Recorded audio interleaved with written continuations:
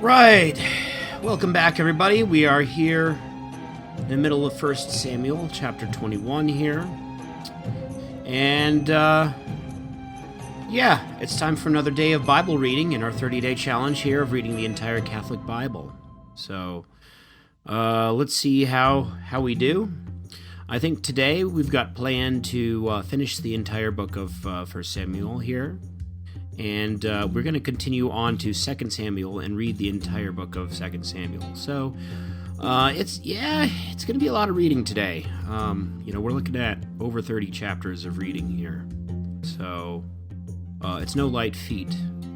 But from yesterday, I've really been enjoying the book of the first book of Samuel, and I imagine the second book is going to kind of carry off exactly where 1 Samuel sort of left off with David's story.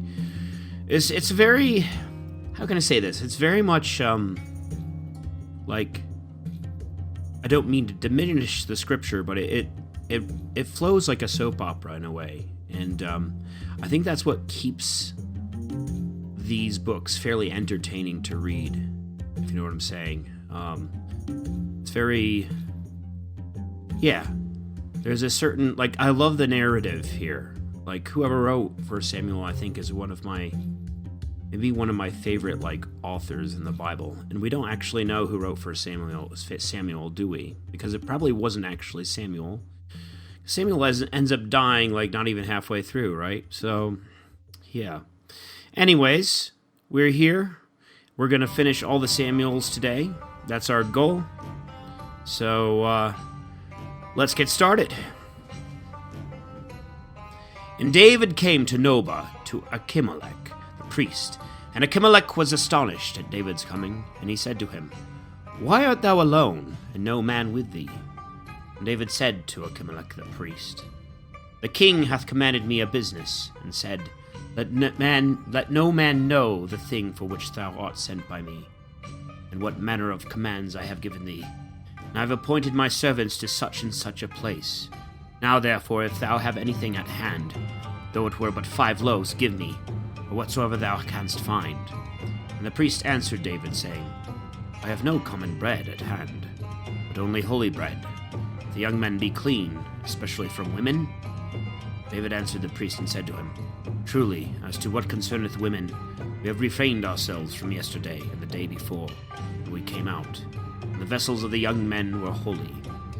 Now this way is defiled, but it shall also be sanctified this day in the vessels. The priest therefore gave him hallowed bread, but there was no bread there, but only the loaves of proposition, which he had been taken away from before the face of the Lord, that hot loaves might be set up. Now a certain man of the servants of Saul was there that day, within the tabernacle of the Lord, and his name was Doeg, Edomite, the chiefest of Saul's herdsmen. And David said to Achimelech, Hast thou here at hand a spear or a sword? For I brought not my own sword, nor my own weapons with me, for the king's business required haste. And the priest said, Lo, here is the sword of Goliath the Philistine, whom thou slewest in the valley of Terebinth, wrapped up in a cloth behind an ephod. If thou wilt take this, take it, for here is no other but this. And David said, There was none like that gift, give it to me. And David arose and fled that day from the face of Saul, and came to Achish the king of Gath. And the servants of Achish, when they saw David, said to him, Is not this David the king of the land? Did they not sing to him in their dances, saying, Saul hath slain his thousands, and David his 10,000s? But David laid up these words in his heart, and was exceedingly afraid at the face of Achish the king of Gath. And he changed his countenance before them, and slipped down between their hands, and he stumbled against the doors of the gate, and his spittle ran down upon his beard. And Achish said to his servants, You saw the man was mad. Why have you brought him to me? Have we need of madmen that you have brought in this fellow to play the madman in my presence? Shall this fellow come into my house? David therefore went from thence and fled to the cave of Adullam. And when his brethren in all the father's house had heard of it, they went down to him thither, and all that were in distress and oppressed with debt, and under affliction of mind gathered themselves unto him. And he became their prince. And there were with him about 400 men. And David departed from thence into Maspha of Moab. And he said to the king of Moab, Let my father and my mother tarry with you, I beseech thee, till I know what God will do for me. And he left them under the eyes of the king of Moab. And they abode with him all the days that David was in the hold. And Gad the prophet said to David, Abide not in the hold, depart and go into the land of Judah. And David departed, and came into the forest of Harat. And Saul heard that David was seen, and the men that were with him. Now while Saul abode in Gabaa, and was in the wood which is by Ramah, having his spear in his hand, and all his servants were standing about him, he said to his servants that stood about him, Hear me now, ye sons of Gemini. Will the son of Isai give every one of you fields and vineyards, and make you all tribunes and centurions, that all of you have conspired against me, and there was no one to inform me, especially when even my son hath entered into league with the soil of Isai? There was not one of you that pitieth my case, nor that giveth me any information, because my son hath raised up my servant against me, plotting against me to this day. And Doeg the Edomite, who stood by, and was the chief among the servants of Saul, answering said, I saw the son of Isai in Nobah with Achimelech, the son of Icatob the priest. And he consulted the Lord for him, and gave him victuals, and gave him the sword of Goliath the Philistine. Then the king sent to call for Achimelech the priest, the son of Icatob, and all his father's house, the priests that were in Nobah. And they came all of them to the king. And Saul said to Achimelech, Hear thou, son of Icatob. He answered, Here I am, my lord. And Saul said to him, Why have you conspired against me, thou and the son of Isai, and thou hast given him bread and a sword, and hast consulted the Lord for him, that he should rise up against me, continuing a traitor to this day? And Achimelech answering the king said, And who amongst all thy servants is so faithful as David, who is the king's son-in-law, and goeth forth at thy bidding, and is honorable in thy house? Did I begin today to consult the Lord for him? Far be this from me. Let not the king suspect such a thing against his servant, or any one in all my father's house. For thy servant knew nothing of this matter, neither little or great. And the king said, Dying thou shalt die, Achimelech, thou and all thy father's house. The king said to the messengers that stood about him, Turn, and kill the priests of the Lord, for their hand is with David, because they knew that he was fled, and they told it not to me. And the king's servants would not put forth their hands against the priests of the Lord. And the king said to Doeg, Turn thou, and fall upon the priests. Then Doeg the Edomite turned, and fell upon the priests, and slew in that day 85 men that wore the linen ephod. And Nobah, the city of the priests, he smote with the edge of his sword, both men and women, children and sucklings, and ox and ass, and sheep with the edge of the sword. But one of the sons of Achimelech, the son of Icatob, whose name was Abiathar, escaped, and fled to David, and told him that Saul had slain the priests of the Lord. David said to Abiathar, I knew that day when Doeg the Edomite was there, that without doubt he would tell Saul, I have been the occasion of the death of all the souls of thy father's house. Abide thou with me, fear not, for he that seeketh my life seeketh thy life also, and with me thou shalt be saved. And they told David, saying, Behold, the Philistines fight against Seilah, and they rob the barns. Therefore David consulted the Lord, saying, Shall I go and smite these Philistines? And the Lord said to David, Go, and thou shalt smite the Philistines, and shalt save Seilah. And the men that were with David said to him, Behold, we are in fear here in Judea. How much more if we go to Seilah against the hands of the Philistines? Therefore David consulted the Lord again, and he answered and said to him, Arise, and go to Seilah, for I will deliver the Philistines into thy hand. David therefore and his men went to Seilah, and fought against the Philistines, and brought away their cattle, and made a great slaughter of them. And David saved the inhabitants of Seilah. Now at that time, when Abiathar the son of Achimelech fled to David to Seilah, he came down having an ephod with him. And it was told Saul that David was come to Seilah. And Saul said, The Lord hath delivered him into my hands, and he is shut up. being come into a city that hath gates and bars. And Saul commanded all the people to go down to fight against Celia, and to besiege David and his men. Now when David understood that Saul secretly prepared evil against him, he said to Abiathar the priest, Bring hither the ephod. And David said, O Lord God of Israel, thy servant hath heard a report that Saul designeth to come to Celia, to destroy the city for my sake. Will the men of Celia deliver me into his hands, and will Saul come down as thy servant hath heard? O Lord God of Israel, tell thy servant. And the Lord said, He will come down. And David said, Will the men of Celia deliver me and my men into the hands of Saul? And the Lord said, They will deliver thee up. Then David and his men, who were about 600, arose, and departing from Celia, wandered up and down, uncertain where they should stay. And it was told Saul that David was fled from Celia, and had escaped, wherefore he forbore to go out. But David abode in the desert, in strongholds, and he remained in the mountain of the desert of Ziph, in a woody hill. And Saul sought him always, but the Lord delivered him not into his hands. And David saw that Saul was come out to seek his life. And David was in the desert of Ziph, in a wood. And Jonathan, the son of Saul, arose, and went to David into the wood, and strengthened his hands in God. And he said to him, Fear not, for the hand of my father Saul shall not find thee. And thou shalt reign over Israel, and I shall be next to thee, yea, and my father knoweth this. And the two made a covenant before the Lord. And David abode in the wood. But Jonathan returned to his house. And the Ziphites went up to Saul and Gabaa, saying, Lo, doth not David lie hid with us in the strongholds of the wood, in Mount Hechilah, which is on the right hand of the desert? Now therefore come down, as thy soul hath desired to come down, and it shall be our business to deliver him into the king's hands. And Saul said, Blessed be ye of the Lord, for you have pitied my case.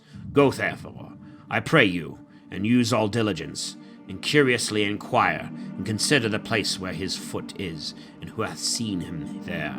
For he thinketh of me, that I lie craftily in wait for him. Consider and see all his lurking holes, wherein he is bid, and return to me with the certainty of the thing, that I may go with you. And if he should even go down into the earth to hide himself, I will search him out in all the thousands of Judah. And they arose and went to Ziph before Saul. And David and his men were in the desert of Moan, in the plain at the right hand of Jessamon.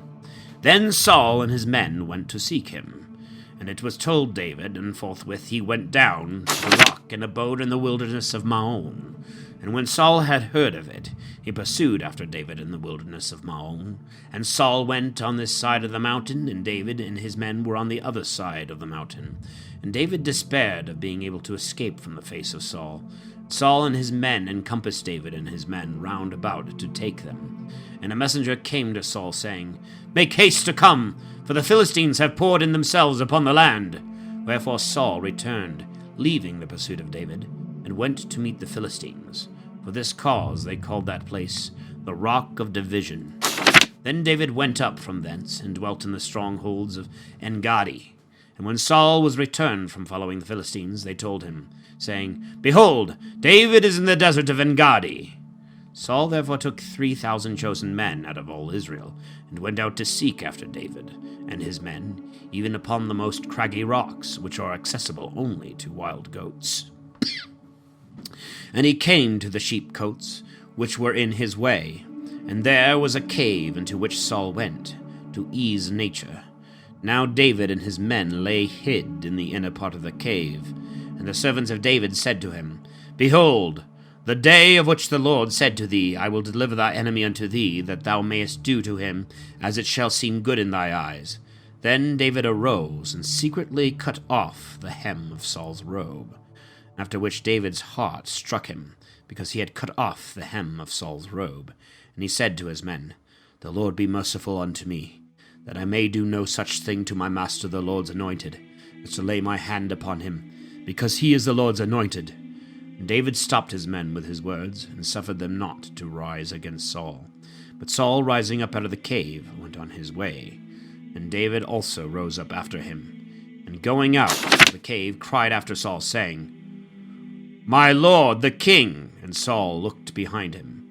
And David, bowing himself down to the ground, worshipped, and said to Saul, Why dost thou hear the words of men that say David seeketh thy hurt?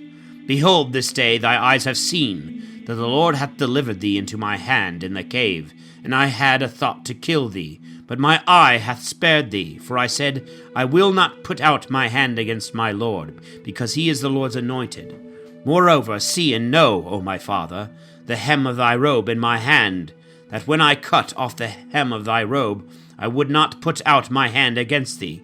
Reflect and see that there is no evil in my hand, nor iniquity, neither have I sinned against thee, but thou liest in wait for my life, to take it away. The Lord judge between me and thee, and the Lord revenge me of thee, but my hand shall not be upon thee. And also it is said in the old proverb, From the wicked shall wickedness come forth. Therefore my hand shall not be upon thee. After whom dost thou come out, O King of Israel? After whom dost thou pursue? After a dead dog? After a flea? Be the Lord judge, and judge between me and thee, and see, and judge my cause, and deliver me out of thy hand. And when David had made an end of speaking these words to Saul, Saul said, Is this thy voice, my son David? And Saul lifted up his voice and wept. And he said to David, Thou art more just than I, for thou hast done good to me, and I have rewarded thee with evil. And thou hast shown this day what good things thou hast done to me, how the Lord delivered me into thy hand, and thou hast not killed me. For who, when he hath found his enemy, will let him go well away? But the Lord reward thee for this good turn, for what thou hast done to me this day. And now as I know that thou shalt surely be king, and have the kingdom of Israel in thy hand, swear to me by the Lord that thou wilt not destroy my seed after me, nor take away my name from the house of my father. And David swore to Saul. So Saul went home, and David and his men went up into the safer places. Test. Okay. And Samuel died, and all Israel was gathered together, and they mourned for him, and buried him in the house in Ramathah. David rose and went down into the wilderness of Pharan. Now there was a certain man in the wilderness of Maon, and his possessions were in Carmel. And the man was very great, and he had 3,000 sheep, and 1,000 goats. And it happened that he was shearing his sheep in Carmel. Now the name of the man was Nabal, and the name of his wife was Abigail. And she was as a prudent and very comely woman, but her husband was churlish, and very bad and ill-natured, and he was of the house of Caleb. When David heard in the wilderness that Nabal was shearing his sheep, he sent 10 young men, and said to them, Go up to Carmel, and go to Nabal, and salute him in my name, and with peace. And you shall say, Peace be to my brethren, and to thee, and peace to thy house, and peace to all that thou hast. I heard that thy shepherds that were with us in the desert were shearing. We never molested them, neither was there aught missing to them of the flock at any time, all the while they were with us in Carmel. Ask thy servants, and they will tell thee. Now therefore let thy servants find favor in thy eyes, for we are come in a good day. Whosoever thy hand shall find, give to thy servants, and to thy son David. And when David's servants came, they spoke to Nabal all these words in David's name, and then held their peace. But Nabal, answering the servants of David, said, Who is David, and what is the son of Isai? Servants are multiplied nowadays who flee from their masters. Shall I then take my bread and my water, and the flesh of my cattle, which I have killed for my shearers, and give to men whom I know not whence they are? So the servants of David went back their way, and returning came and told him all the words that he said. Then David said to his young men, Let every man gird on his sword. And they girded on every man his sword, and David also girded on his sword. And there followed David about 400 men, and 200 remained with the baggage. But one of the servants told Abigail, the wife of Nabal, saying, Behold, David sent messengers out of the wilderness to salute our master, and he rejected them. These men were very good to us, and gave us no trouble. Neither did we ever lose anything all the time that we conversed with them in the desert. They were a wall unto us both by night and day, all the while we were with them keeping the sheep. Wherefore consider, and think what thou hast to do, for evil is determined against thy husband, and against thy house, and he is a son of Belial, so that no man can speak to him. Then Abigail made haste, and took 200 loaves and 2 vessels of wine, and 5 sheep ready dressed, and 5 measures of parched corn, and 100 clusters of raisins, and 200 cakes of dry figs, and laid them upon asses. And she said to her servants, Go before me, behold, I will follow after you. But she told not her husband Nabal. And when she had gotten upon an ass, and was coming down to the foot of the mountain, David and his men came down over against her. And she met them, and David said, Truly in vain have I kept all that belonged to this man in the wilderness, and nothing was lost of all that pertained unto him. And he hath returned me evil for good.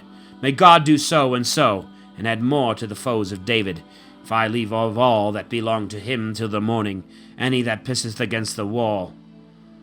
And when Abigail saw David, she made haste, and lightened off the ass, and fell before David on her face, and adored upon the ground. And she fell at his feet, and said, Upon me let this iniquity be, my lord. Let thy handmaid speak, I beseech thee, in thy ears, and hear the words of thy servant. Let not my lord the king, I pray, regard this naughty man Nabal.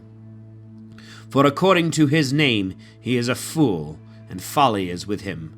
But I, thy handmaid, did not see thy servants, my lord, whom thou sentest. Now therefore, my lord, the Lord liveth, and thy soul liveth, who hath withholden thee from coming to blood, and hath saved thy hand to thee. And now let thy enemies be as Nabal, and all they that seek evil to my lord. Wherefore receive this blessing, which thy handmaid hath brought to thee, my lord, and give it to the young men that follow thee, my lord. Forgive the iniquity of thy handmaid, for the Lord will surely make for my lord a faithful house, because thou, my lord, fightest the battles of the Lord. Let not evil therefore be found in thee all the days of thy life. For if a man at any time shall rise and persecute thee, and seek thy life, the soul of my lord shall be kept, as in the bundle of the living, with the Lord thy God. But the souls of thy enemies shall be whirled, as with the violence and whirling of a sling. And when the Lord shall have done to thee, my lord, all the good that he hath spoken concerning thee, and shall have made thee prince over Israel, this shall not be an occasion of grief to thee, and a scruple of heart to my lord, that thou hast shed innocent blood, or hast revenged thyself. And when the Lord shall have done well by my lord, thou shalt remember thy handmaid. And David said to Abigail, Blessed be the Lord, the God of Israel, who sent thee this day to me. Blessed be thy speech. Blessed be thou, who hast kept me today from coming to blood, and revenging me with my own hand. Otherwise, as the Lord liveth, the God of Israel, who hath withholden me from doing thee any evil, if thou hadst not quickly come to meet me, there had not been left to Nabal by the morning light any that pisseth against the wall. And David received at her hand all that she had brought him, and said to her, Go in peace into thy house. Behold, I have heard thy voice, and have honored thy face. And Abigail came to Nabal, and behold, he had a feast in his house, like the feast of a king. And Nabal's heart was merry, for he was very drunk. And she told him nothing less or more until morning.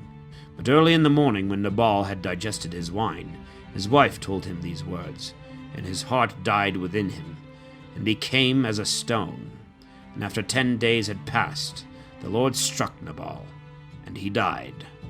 And when David had heard that Nabal was dead, he said, Blessed be the Lord, who hath judged the cause of my reproach to the hand of Nabal, and hath kept his servant from evil. And the Lord hath returned the wickedness of Nabal upon his head. Then David sent and treated with Abigail, that he might take her to himself for a wife. And David's servants came to Abigail to Carmel, and spoke to her, saying, David hath sent us to thee, to take thee to himself for a wife. And she arose, and bowed herself down with her face to the earth, and said, Behold, let thy servant be a handmaid, to wash the feet of the servants of my lord. And Abigail arose, and made haste, and got upon an ass, and 5 damsels went with her, her waiting maids, and she followed the messengers of David, and became his wife. Moreover, David took also Achinoam of Jezreel, and they were both of them his wives. But Saul gave Michal his daughter, David's wife, to Phalti, the son of Laias, who was of Galion.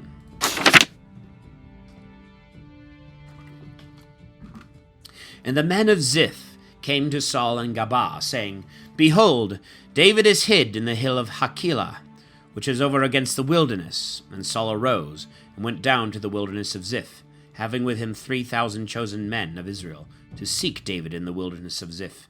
And Saul encamped in Gabaa Hachilah, which was over against the wilderness in the day.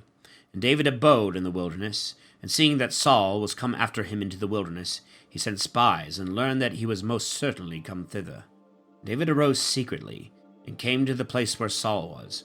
And when he had beheld the place wherein Saul slept, and Abner the son of Ner, the captain of his army, and Saul sleeping in a tent, and the rest of the multitude round about him, David spoke to Achimelech the Hittite, and Abishai the son of Sarviah, the brother of Joab, saying, Who will go down with me to Saul into the camp? And Abishai said, I will go with thee. So David and Abishai came to the people by night, and found Saul lying and sleeping in the tent, and his spear fixed in the ground at his head, and Abner and the people sleeping round about him. And Abishai said to David, God hath shut up thy enemy this day into thy hands. Now then, I will run him through with my spear, even to the earth at once, and there shall be no need for a second time. David said to Abishai, Kill him not, for who shall put forth his hand against the Lord's anointed shall be guiltless. And David said, As the Lord liveth, unless the Lord shall strike him, or his day shall come to die, or he shall go down to battle and perish, the Lord be merciful unto me, that I extend not my hand upon the Lord's anointed. But now take the spear, which is at his head, and the cup of water, and let us go.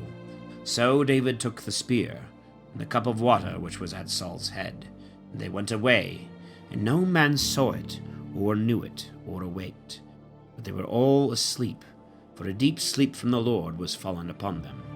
And when David was gone over to the other side, and stood on the top of the hill afar off, and a good space was between them, David cried to the people, and to Abner the son of Ner, saying, Wilt thou not answer, Abner? And Abner answering said, Who art thou that criest, and disturbest the king? And David said to Abner, Art not thou a man, and who is like thee in Israel? Why then hast thou not kept thy lord the king? For there came one of the people in to kill the king thy lord. This thing is not good, that thou hast done. And as the Lord liveth, you are the sons of death, who have not kept your master, the Lord's anointed. And now where is the king's spear, and the cup of water, which was at his head? And Saul knew David's voice, and said, Is this thy voice, my son David? And David said, It is my voice, my lord the king. And he said, Wherefore doth my lord persecute his servant? What have I done? What evil is there in my hand? Now therefore hear, I pray thee, my lord the king, the words of thy servant. If the Lord stir thee up against me, let him accept of sacrifice. But if the sons of men, they are cursed in the sight of the Lord, who have cast me out this day, that I should not dwell in the inheritance of the Lord, saying, Go, serve strange gods. And now let not my blood be shed upon the earth before the Lord, for the king of Israel is come out to seek a flea, as a partridge is hunted in the mountains. And Saul said, I have sinned. Return, my son David, for I will no more do thee harm, because my life hath been precious in thy eyes this day. For it appeareth that I have done foolishly, and have been ignorant in very many things. And David answering said, Behold the king's spear. Let one of the king's servants come over and fetch it. And the Lord will reward every one according to his justice and his faithfulness. For the Lord hath delivered thee this day into my hand, and I would not put forth my hand against the Lord's anointed. And as thy life hath been much set by this day in my eyes, so let my life be much set by in the eyes of the Lord, and let him deliver me from all distress. And Saul said to David, Blessed art thou, my son David, and truly doing thou shalt do, and prevailing thou shalt prevail.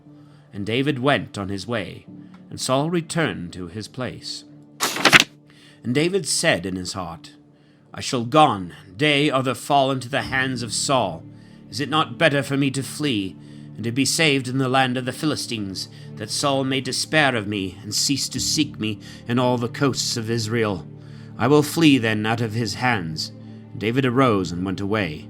both he and the 600 men that were with him, to Achis the son of Moach, king of Geth. And David dwelt with Achis at Geth, he and his men, every man with his household, and David with his 2 wives, Achinoam and Jezreelitis, and Abigail, the wife of Nabal of Carmel. And it was told Saul that David was fled to Geth, and he sought no more after him. And David said to Achis, If I have found favor in thy sight, let a place be given me in one of the cities of this country, that I may dwell there. For why should thy servant dwell in the royal city with thee?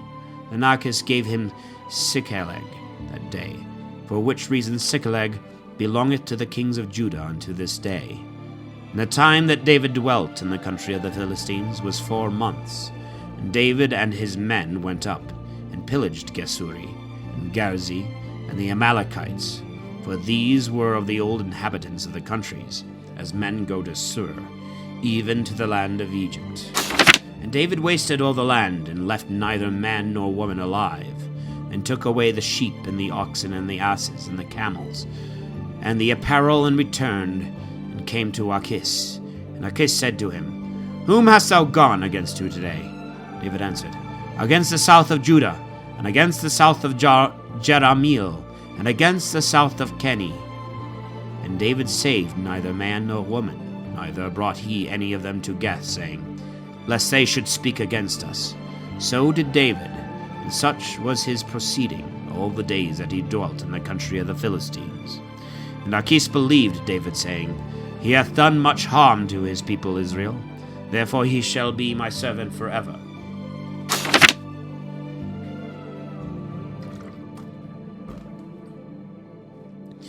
And it came to pass in those days that the Philistines gathered together their armies to be prepared for war against Israel. And Achis said to David, Know thou now assuredly that thou shalt go out with me to the war, thou and thy men. And David said to Achis, Now thou shalt know that thy servant will do.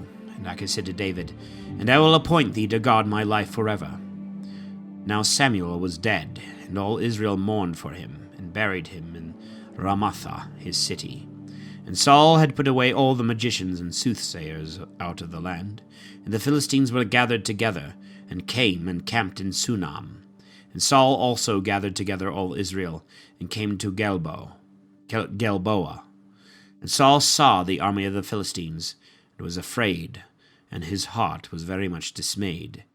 And he consulted the Lord, and he answered him not, neither by dreams, nor by priests, nor by prophets.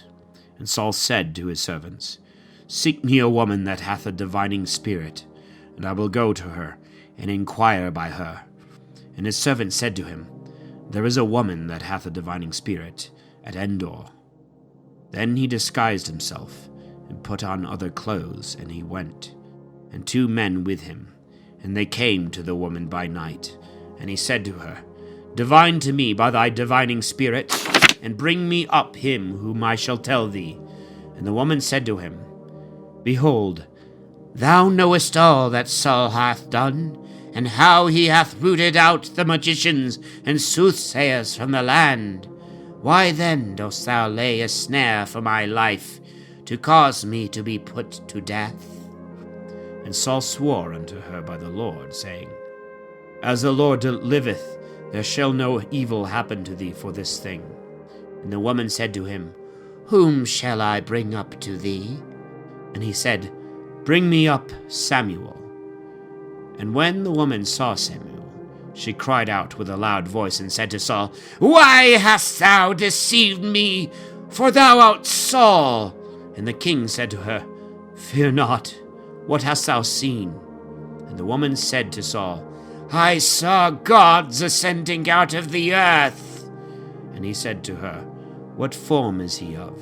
She said, An old man cometh up, and he is covered with a mantle.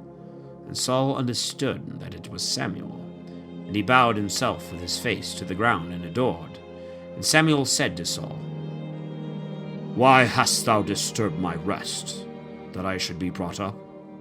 And Saul said, I am in great distress, for the Philistines fight against me, and God is departed from me, and would not hear me. neither by the hand of prophets, nor by dreams. Therefore I have called thee, that thou mayest show me what I shall do. And Samuel said, Why askest thou me, seeing the Lord has departed from thee, and is gone over to thy rival? For the Lord will do to thee as he spoke by me, and he will rend thy kingdom out of thy hand, and will give it to thy neighbor David, because thou didst not obey the voice of the Lord, neither didst thou execute the wrath of his indignation upon Amalek. Therefore hath the Lord done to thee that thou sufferest this day. And the Lord also will deliver Israel with thee into the hands of the Philistines. Tomorrow thou and thy sons shall be with me. The Lord will also deliver the army of Israel into the hands of the Philistines. Forthwith Saul fell all along on the ground, for he was frightened with the words of Samuel. And there was no strength in him, for he had eaten no bread all that day. And the woman came to Saul, for he was very much troubled, and said to him, Behold, thy handmaid hath obeyed thy voice, and I have put my life in my hand. And I hearkened unto the words which thou spokest to me. Now therefore hear thou also the voice of thy handmaid, and let me set before thee a morsel of bread, that thou mayest eat and recover strength, and be able to go on thy journey. But he refused and said, I will not eat. But his servants and the woman forced him, and at length hearkening to their voice, he arose from the ground and sat up on the bed. Now the woman had a fatted calf in the house. She made haste and killed it, and taking meal kneaded it, and baked some unleavened bread, and set it before Saul, and before his servants. And when they had eaten, they rose up, and walked all that night.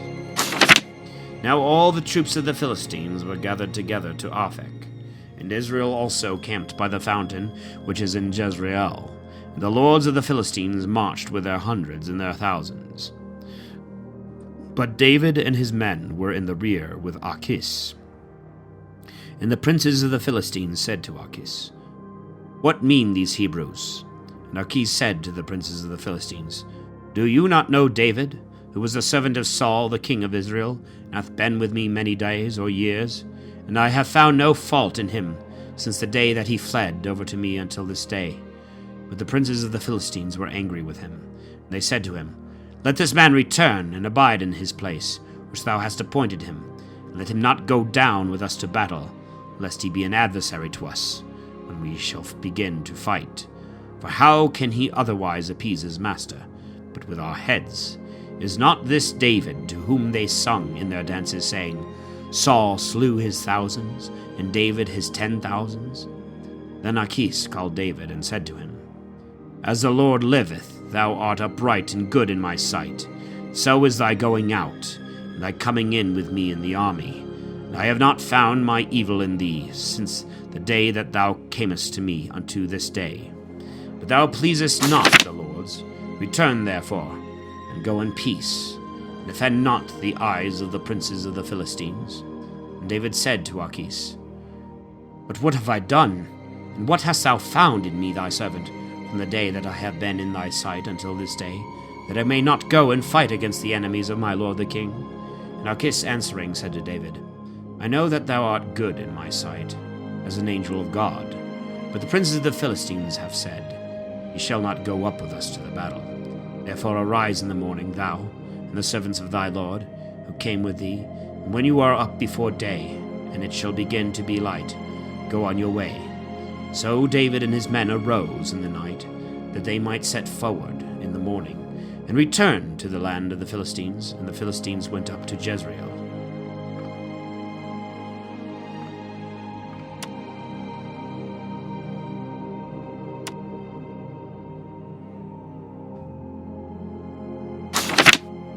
Now when David and his son were coming to Siklag on the third day, the Amalekites had made an invasion on the south side upon Siklag, and had smitten Siklag, and burnt it with fire, and had taken the women captives that were in it, both little and great. They had not killed any person, but had carried them with them, and went on their way. So when David and his men came to the city and found it burnt with fire, and that their wives and their sons and their daughters were taken captives, David and the people that were with him lifted up their voices and wept, till they had no more tears. For the 2 wives also of David were taken captives, Achinoam the Jezreelitess, and Abigail the wife of Nabal of Carmel. And David was greatly afflicted, for the people had a mind to stone him. For the soul of every man was bitterly grieved for his sons and daughters. But David took courage in the Lord his God, and he said to Abiathar the priest, the son of Achimelech, "Bring me hither the ephod." And Abiathar brought the ephod to David.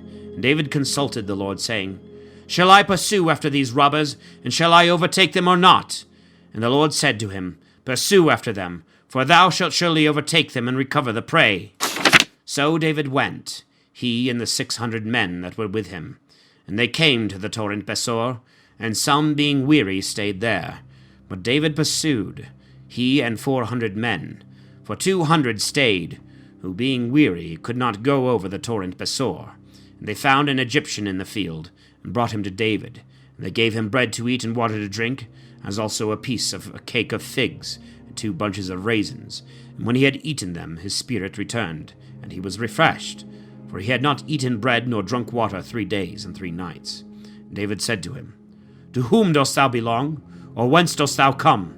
And whither art thou going?" He said, "I am a young man of Egypt, the servant of the Amalekite. And my master left me, because I began to be sick 3 days ago. For we made an invasion on the south side of Kerethi, and upon Judah, and upon the south of Caleb, and we burnt Siklag with fire."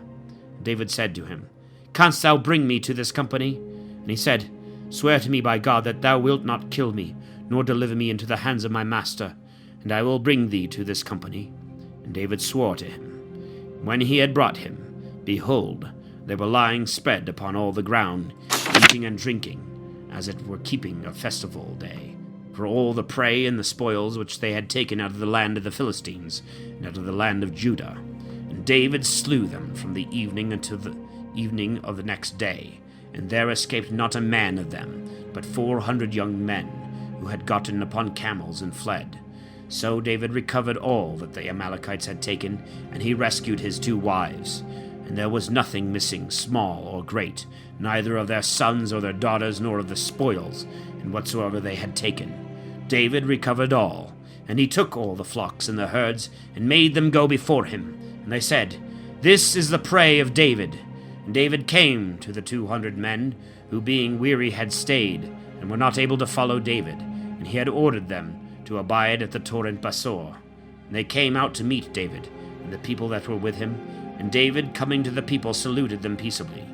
Then all the wicked and unjust men that had gone with David answering said, "Because they came not with us, we will not give them anything of the prey which we have recovered, but let every man take his wife and his children, and be contented with them, and go his way." But David said, "You shall not do so, my brethren. With these things which the Lord hath given us, who hath kept us, and hath delivered the robbers that invaded us into our hands, and no man shall hearken to you in this matter. But equal shall be the portion of him that went down to battle, and of him that abode at the baggage, and they shall divide alike. And this hath been done from that day forward, and since was made a statute, and an ordinance, and as a law in Israel.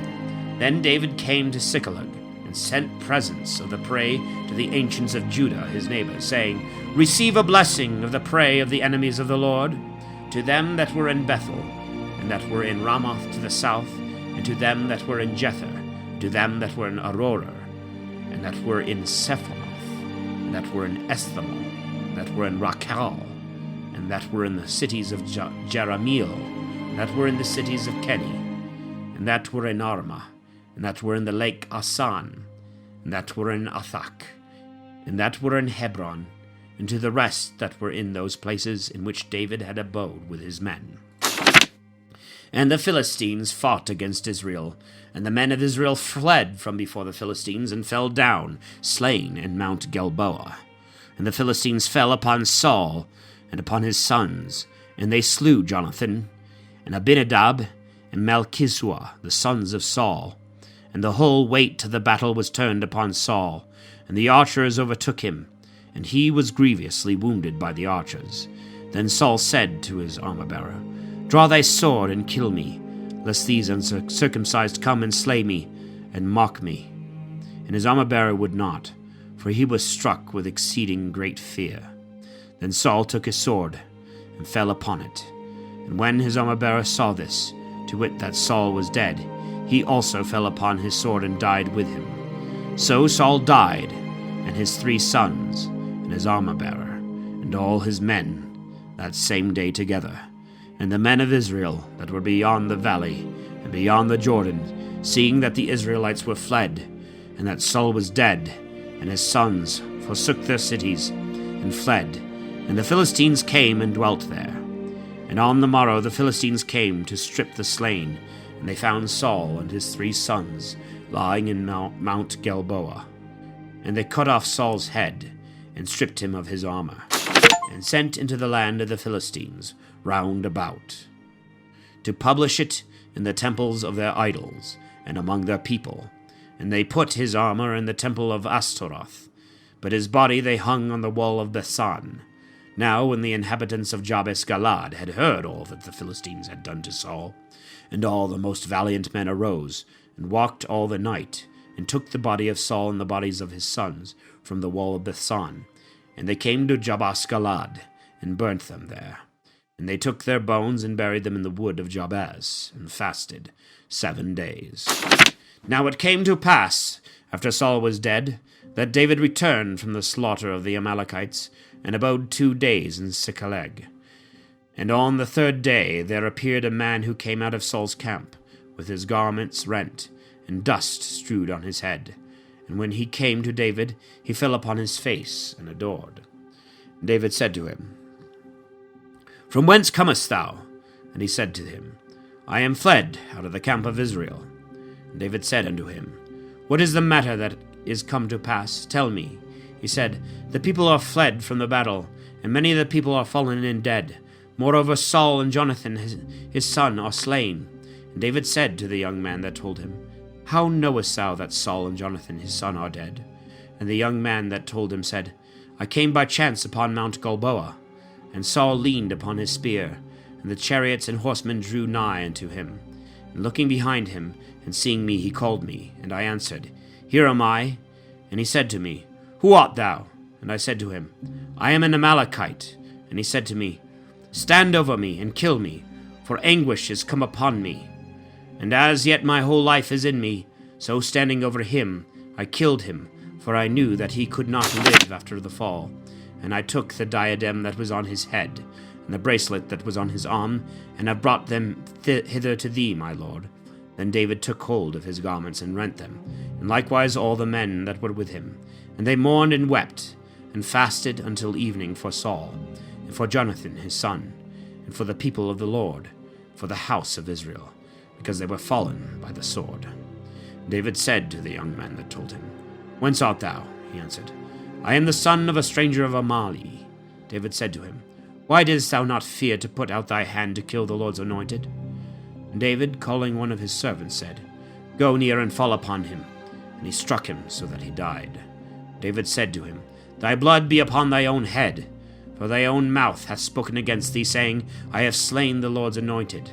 And David made this kind of lamentation over Saul, and over Jonathan his son.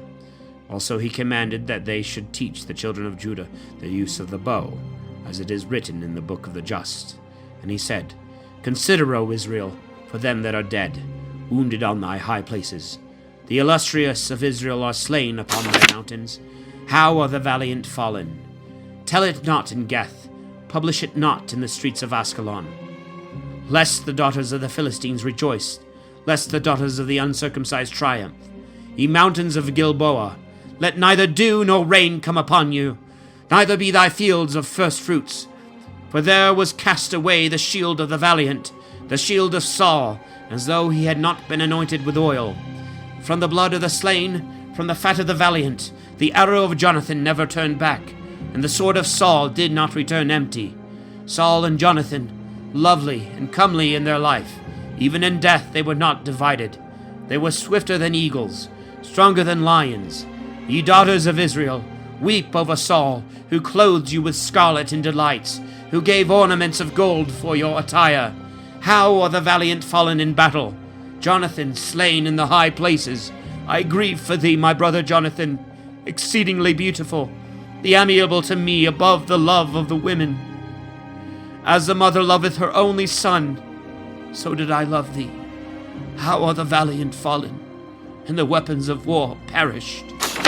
And after these things David consulted the Lord, saying, Shall I go up into one of the cities of Judah?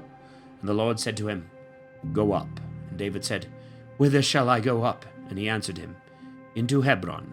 So David went up, and his 2 wives, Ahinoam and the Jezreelitess, and Abigail the wife of Nabal of Carmel, and the men also that were with him, David brought up, every man with his household, and they abode in the towns of Hebron.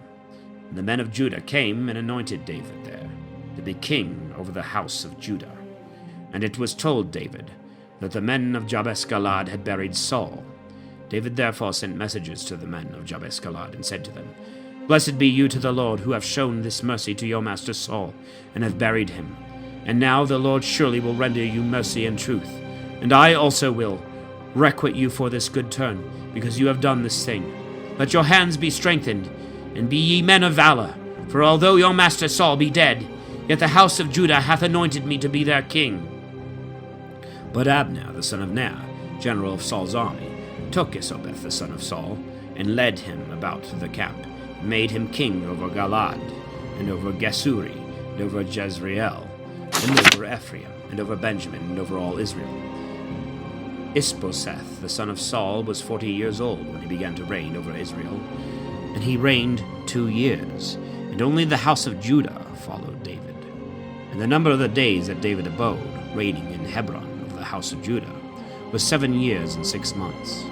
And Abner the son of Ner, and the servants of Ishbosheth the son of Saul, went out from the camp to Gabaon. And Joab the son of Sarviah, and the servants of David went out, and met them by the pool of Gabaon.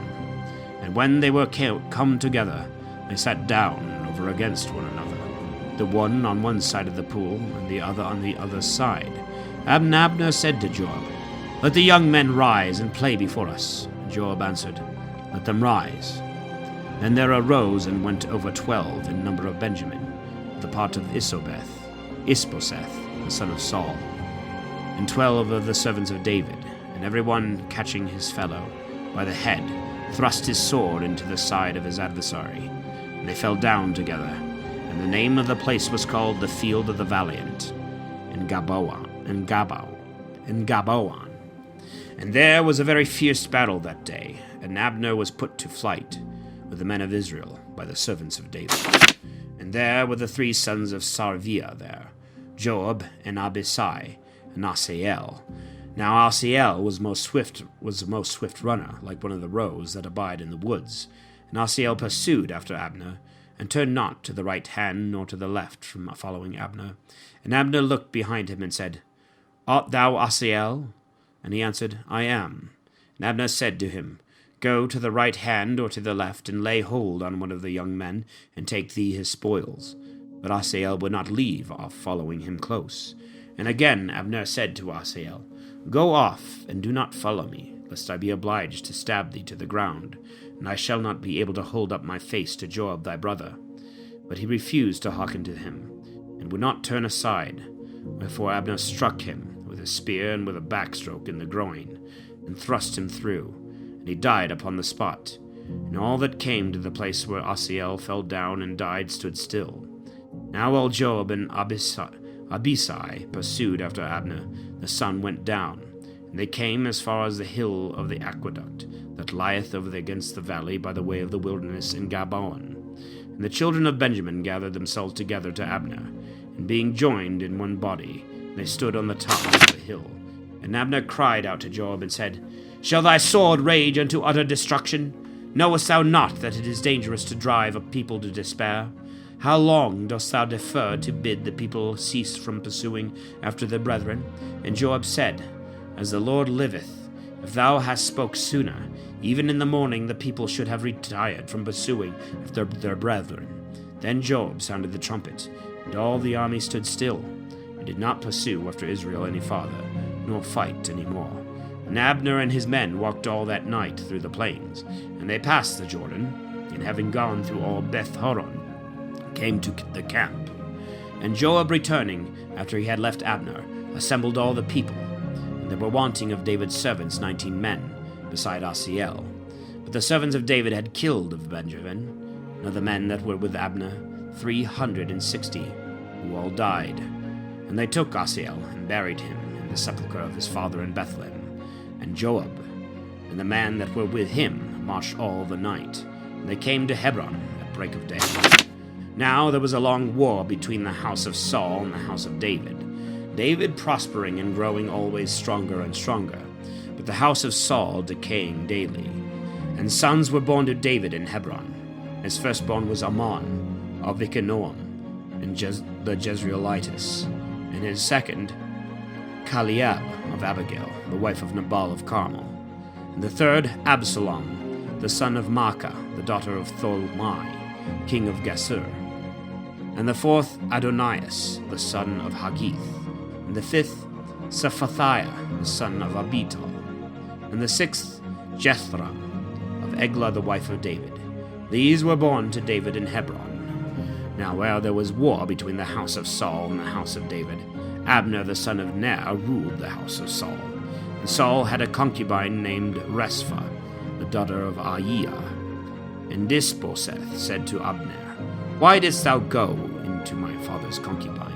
And he was exceedingly angry for the words of Isbosheth, and said, Am I a dog's head against Judah this day, who have shown mercy to the house of Saul thy father, and to his brethren and friends, and have not delivered thee into the hands of David?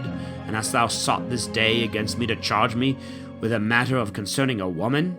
So do Gob to Abner, and more also, unless as the Lord hath sworn to David, so I do to him, that the kingdom be translated from the house of Saul, and the throne of David to be set up over Israel and over Judah, from Dan to Beersheba. And he could not answer him a word, because he feared him.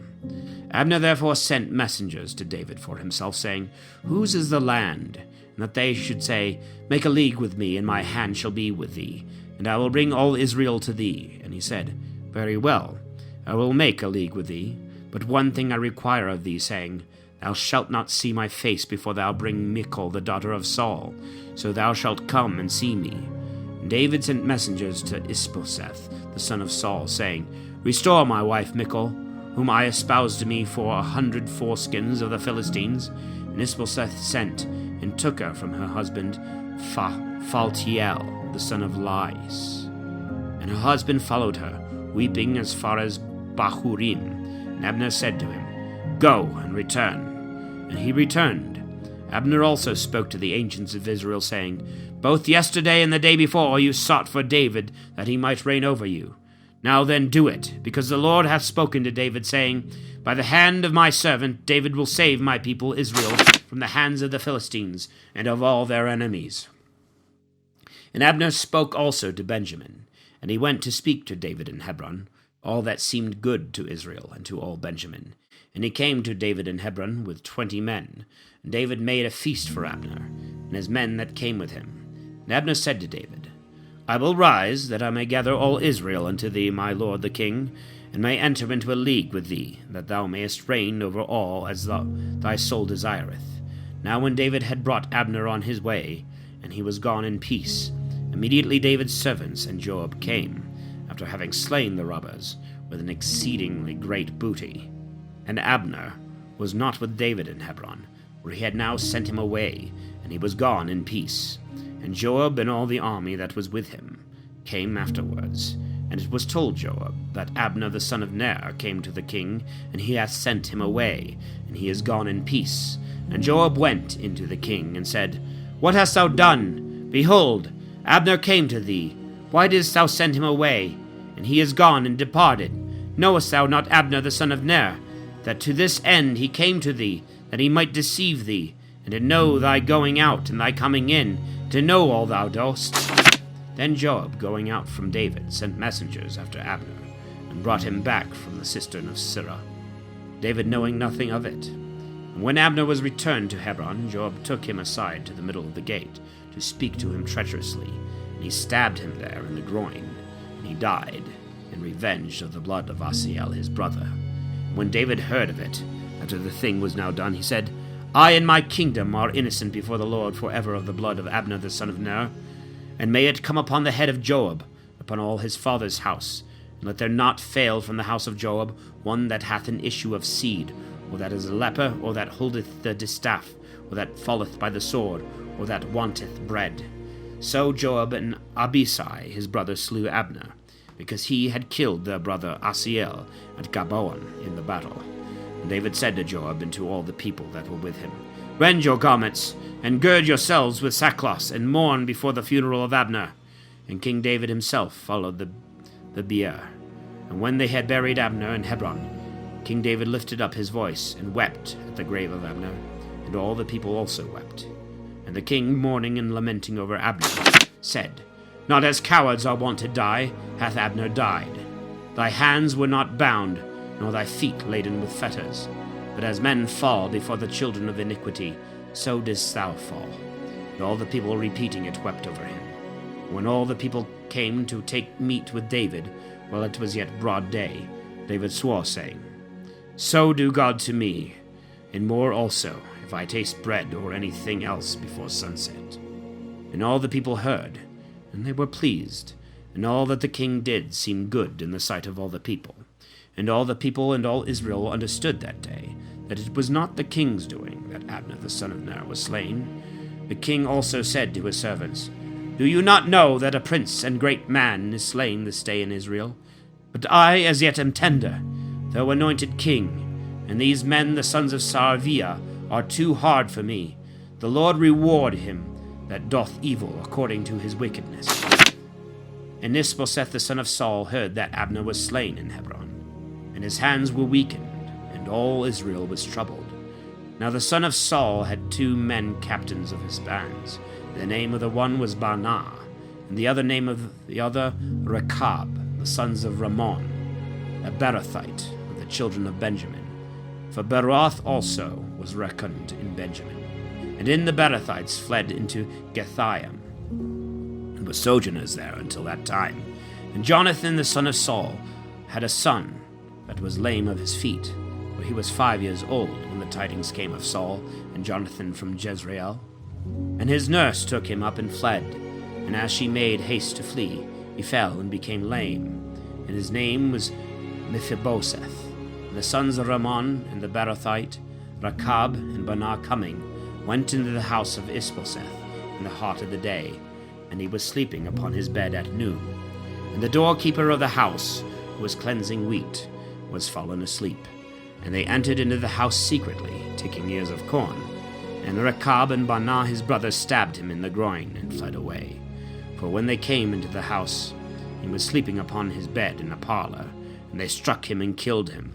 And taking away his head, they went off by the way of the wilderness, walking all night. And they brought the head of Isbosheth to David to Hebron. And they said to the king, Behold, the head of Isbosheth the son of Saul, thy enemy, who sought thy life. And the Lord hath revenged my lord the king this day of his Saul, and of his seed. But David answered Rechab and Baanah his brother, the sons of Ramon, the Beerothite, and said to him, As the Lord liveth, who hath delivered my soul out of all distress, the man that told me, and said, Saul is dead, who thought he brought good tidings, I apprehended, and slew him in Siklag, who should have been rewarded for his news. How much more now, when wicked men have slain an innocent man in his own house upon his bed, shall I not require his blood at your hand, and take you away from the earth? And David commanded his servants, and they slew them, and cutting off their hands and feet, hanged them up over the pool in Hebron. But the head of Isbosheth they took and buried in the sepulchre of Abner in Hebron. Then all the tribes of Israel came to David in Hebron, saying, Behold, we are thy bone and thy flesh. Moreover, yesterday also and the day before, when Saul was king over us, thou wast he that did lead out and bring in Israel. And the Lord said to thee, Thou shalt feed my people Israel, and thou shalt be prince over Israel. The ancients also of Israel came to the king of Hebron, and King David made a league with them in Hebron before the Lord, and they anointed David to be king over Israel. David was 30 years old when he began to reign, and he reigned 40 years. In Hebron he reigned over Judah 7 years and 6 months, and in Jerusalem he reigned 33 years over all Israel and Judah. And the king and all the men that were with him went to Jerusalem to the Jebusites and the inhabitants of the land. And they said to David, Thou shalt not come in hither, unless thou take away the blind and the lame that say, David shall not come in hither. But David took the castle of Sion, the same as the city of David. For David had offered that day a reward to whosoever should strike the Jebusites and get up to the gutters of the tops of the houses, and take away the blind and the lame that hated the soul of David. Therefore it is said in the proverb, The blind and the lame shall not come into the temple. And David dwelt in the castle, and called it the city of David, and built round about from Millo and inwards. And he went on prospering and growing up, and the Lord God of hosts was with him.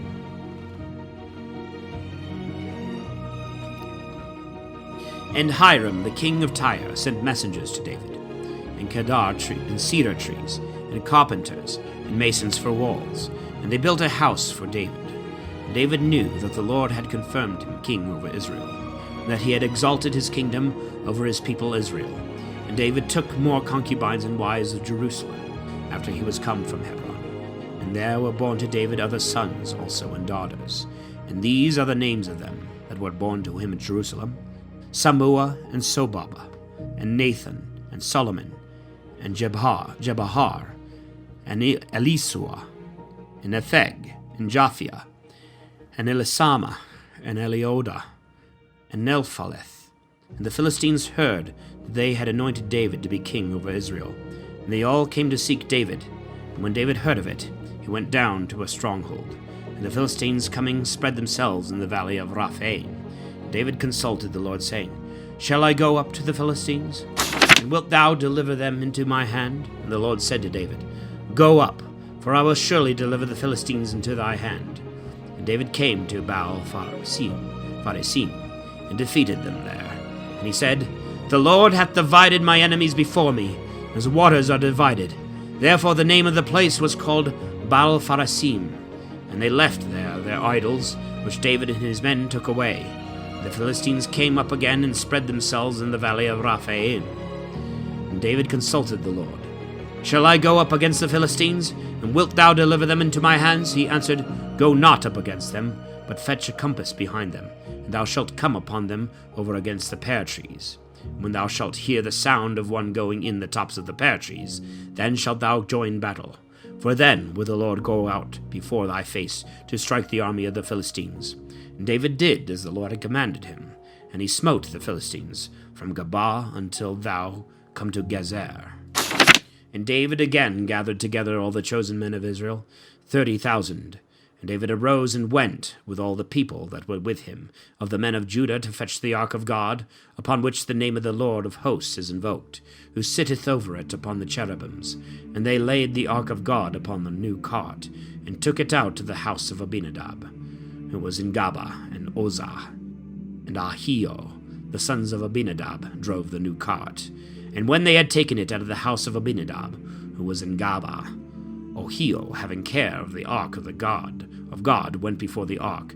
But David and all Israel played before the Lord on all manner of instruments made of wood, on harps, and lutes, and timbrels, and cornets, and cymbals. And when they came to the floor of Nachan, Uzzah put forth his hand to the ark of God, and took hold of it, because the oxen kicked and made it lean aside. And the indignation of the Lord was enkindled against Uzzah, and he struck him for his rashness, and he died there before the ark of God.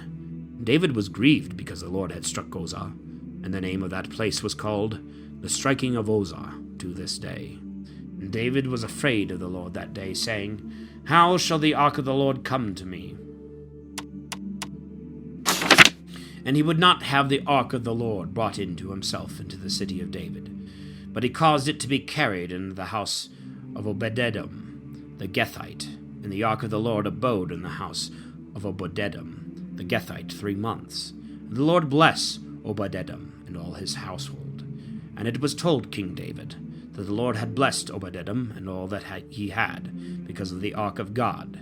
So David went and brought away the ark of God out of the house of Obed-Edom into the city of David with joy. And there were with David 7 choirs and calves for victims.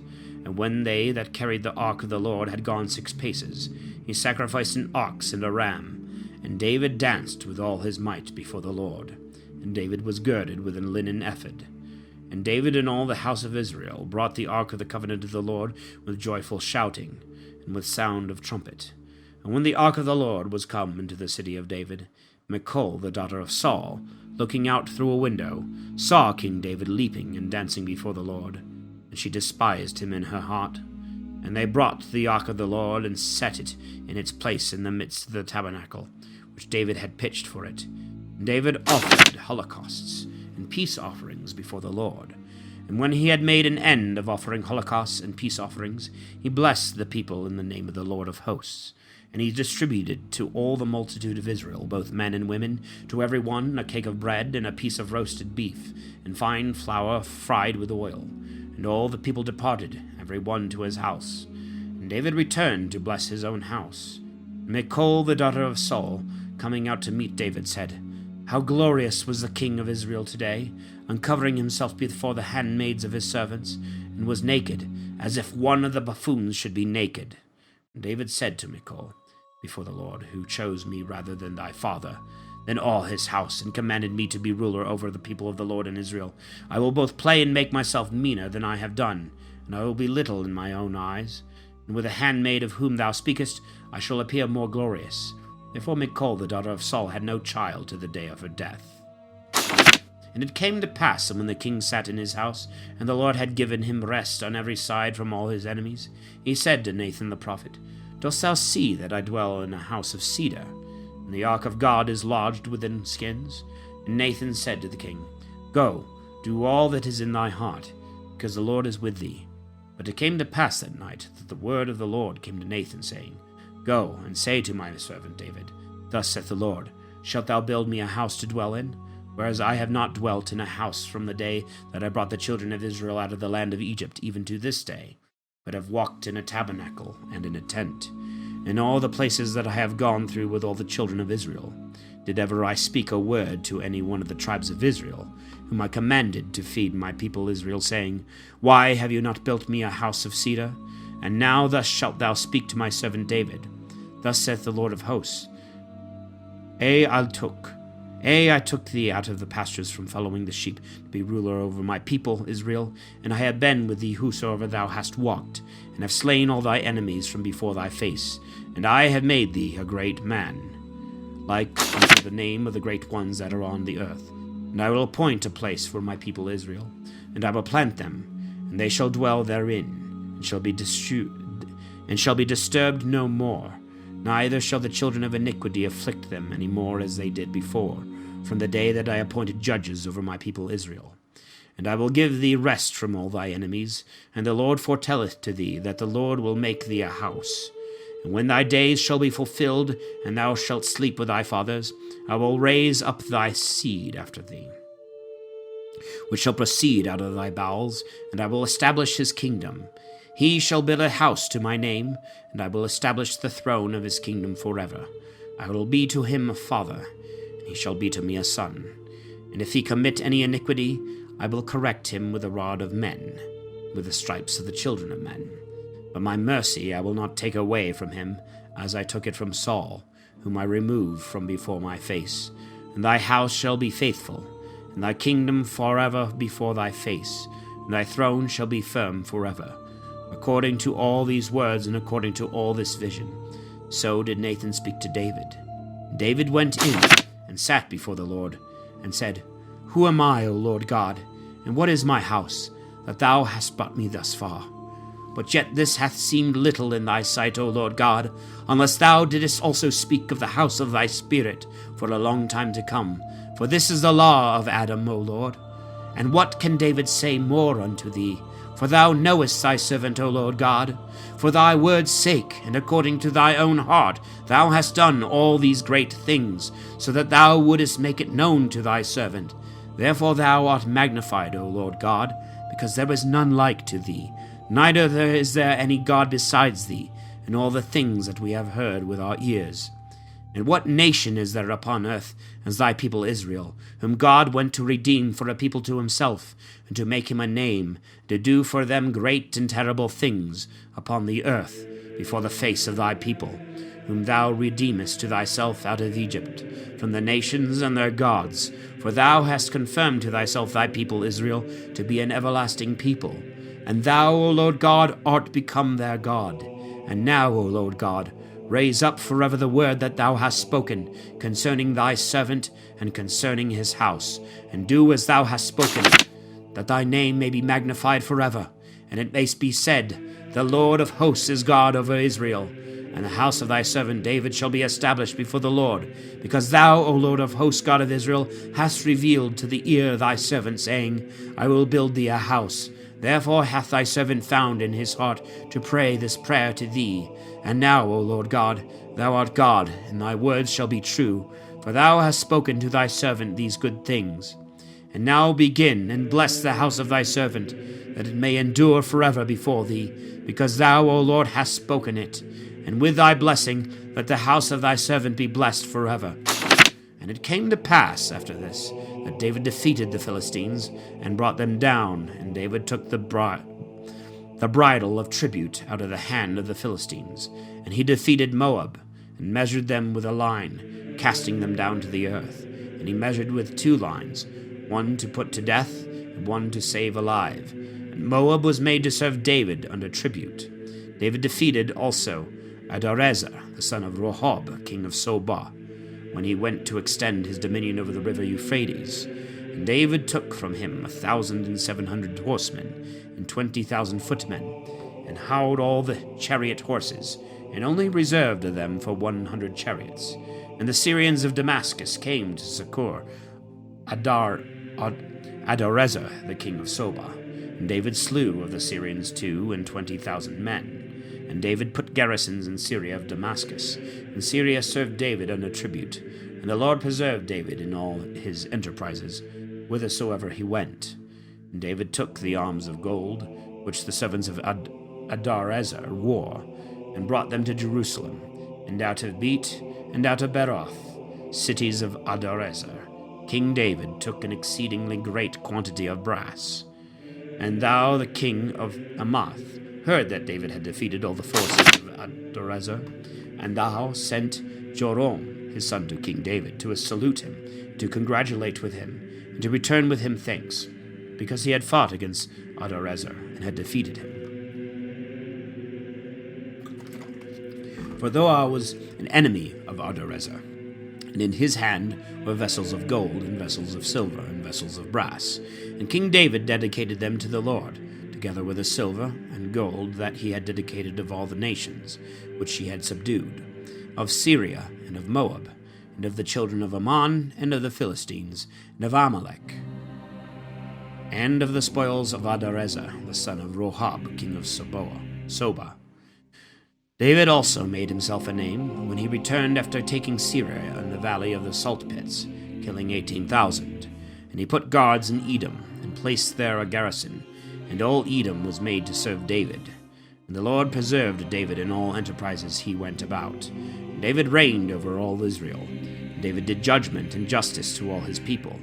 And Joab the son of Sharviah was over the army. And Josaphat the son of Ahilud was recorder. And Sadok the son of Achitob, and Achimelech the son of Abiathar were the priests. And Sarias was a scribe. And Banias the son of Joiada was over the Kerethi and Phelethi, and the sons of David were the princes.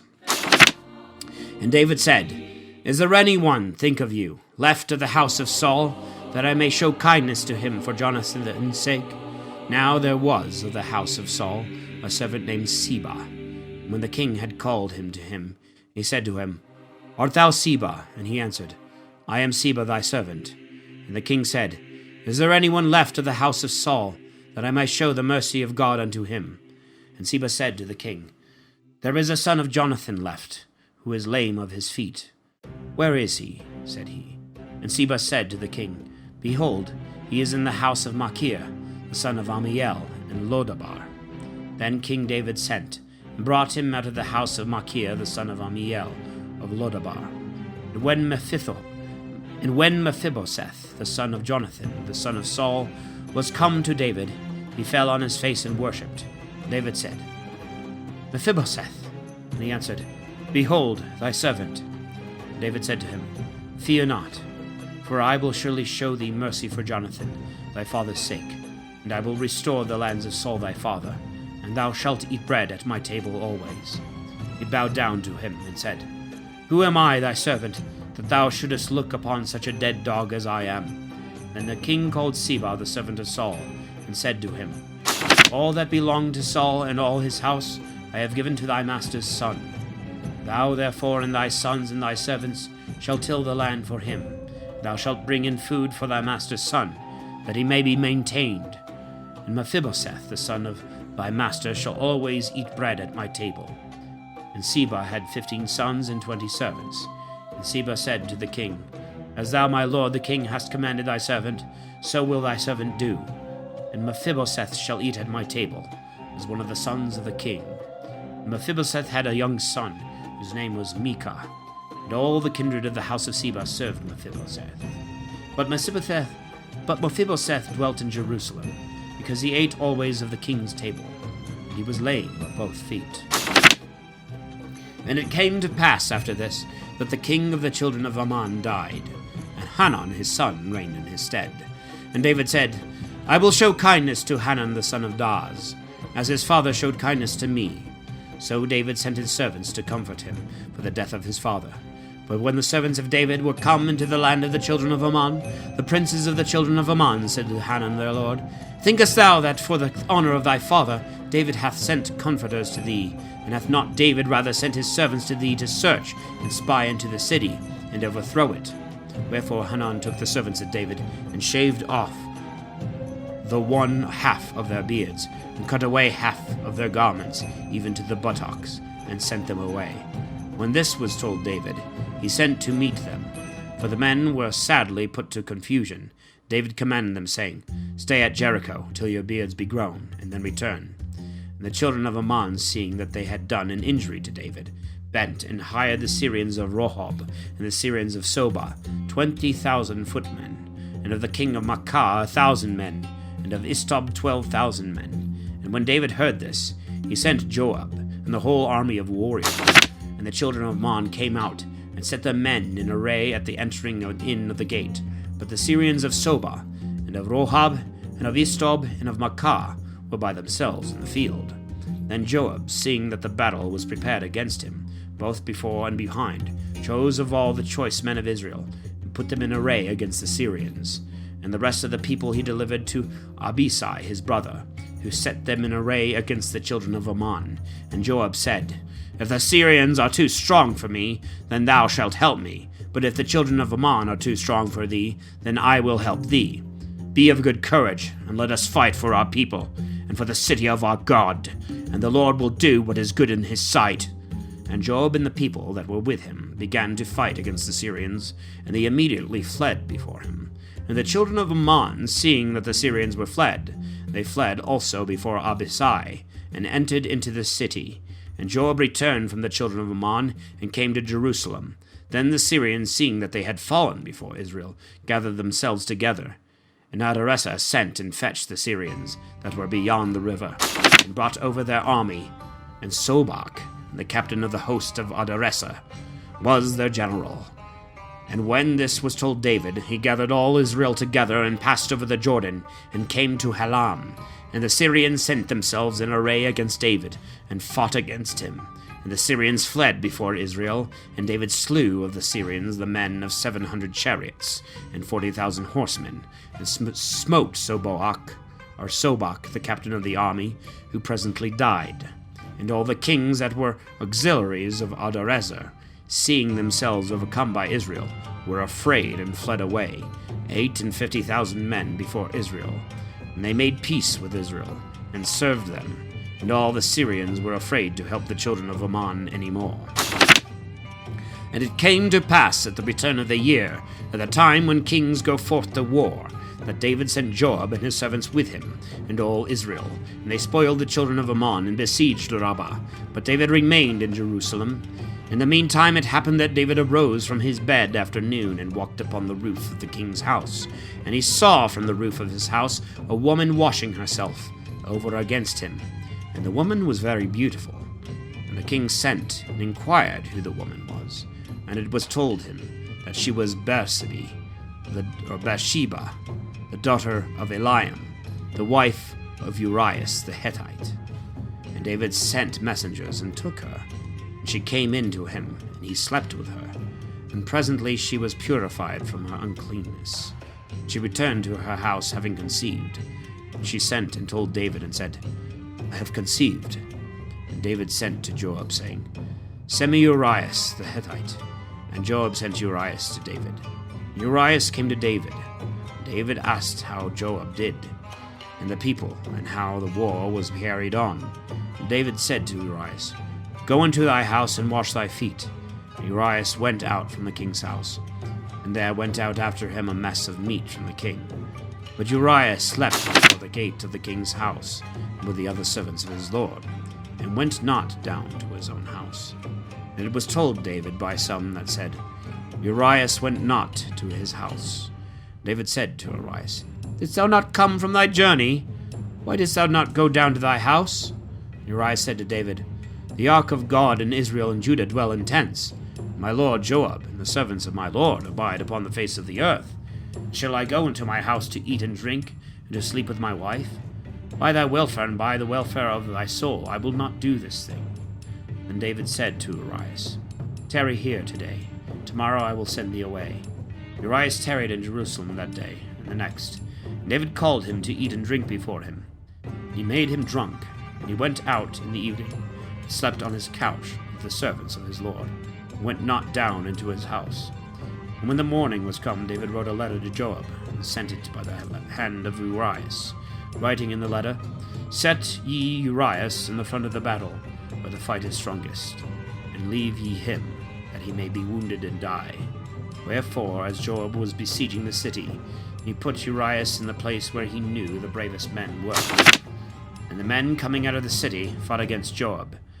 And there fell some of the people of the servants of David, and Urias the Hittite was killed also. And Joab sent and told David all things concerning the battle, and he charged the messenger, saying, When thou hast told all the words of the battle to the king, if thou see him to be angry, and he shall say, Why you approach so near to the wall to fight? Knew you not that many darts are thrown from above the wall? Who killed Abimelech the son of Jerubbaal? Did not a woman cast a piece of millstone upon him from the wall, and slew him in Thebes? Why did you go near the wall? Thou shalt say, Thy servant Urias the Hittite is also slain. So the messenger departed, and came and told David all that Joab had commanded him. And the messenger said to David, The men prevailed against us, and they came out to us into the field.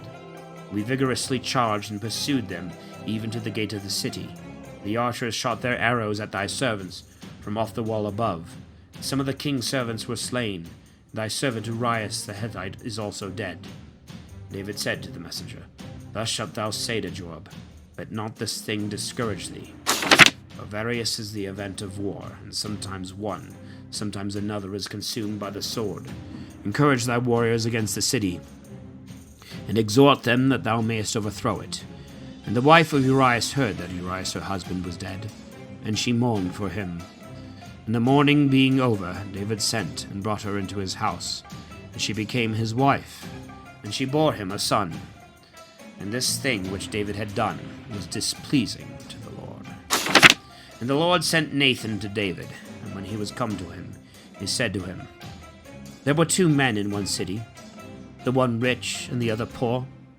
The rich man had exceeding many sheep and oxen, but the poor man had nothing at all but one little ewe lamb, which he had bought and nourished up, and which had grown up in his house together with his children, eating of his bread, and drinking of his cup, and sleeping in his bosom. And it was unto him as a daughter. And when a certain stranger was come to the rich man, he spared to take of his own sheep and oxen, to make a feast for that stranger who was come to him, but took the poor man's ewe, and dressed it for the man that was come to him. David's anger being exceedingly kindled against that man, he said to Nathan, As the Lord liveth, the man that hath done this to is a child of death. He shall restore the ewe fourfold, because he did this thing, and he had no pity. And Nathan said to David, Thou art the man. Thus saith the Lord, the God of Israel, I anointed thee king over Israel, and I delivered thee from the hand of Saul, and gave thee thy master's house and thy master's wives into thy bosom, and gave thee the house of Israel and Judah. And if these things be little, I shall add far greater things unto thee. Why therefore hast thou despised the word of the Lord, to do evil in my sight? Thou hast killed Urias the Hittite with a sword, and hast taken his wife to be thy wife, and hast slain him with the sword of the children of Ammon. Therefore the sword shall never depart from thy house, because thou hast despised me, and hast taken the wife of Urias the Hittite to be thy wife.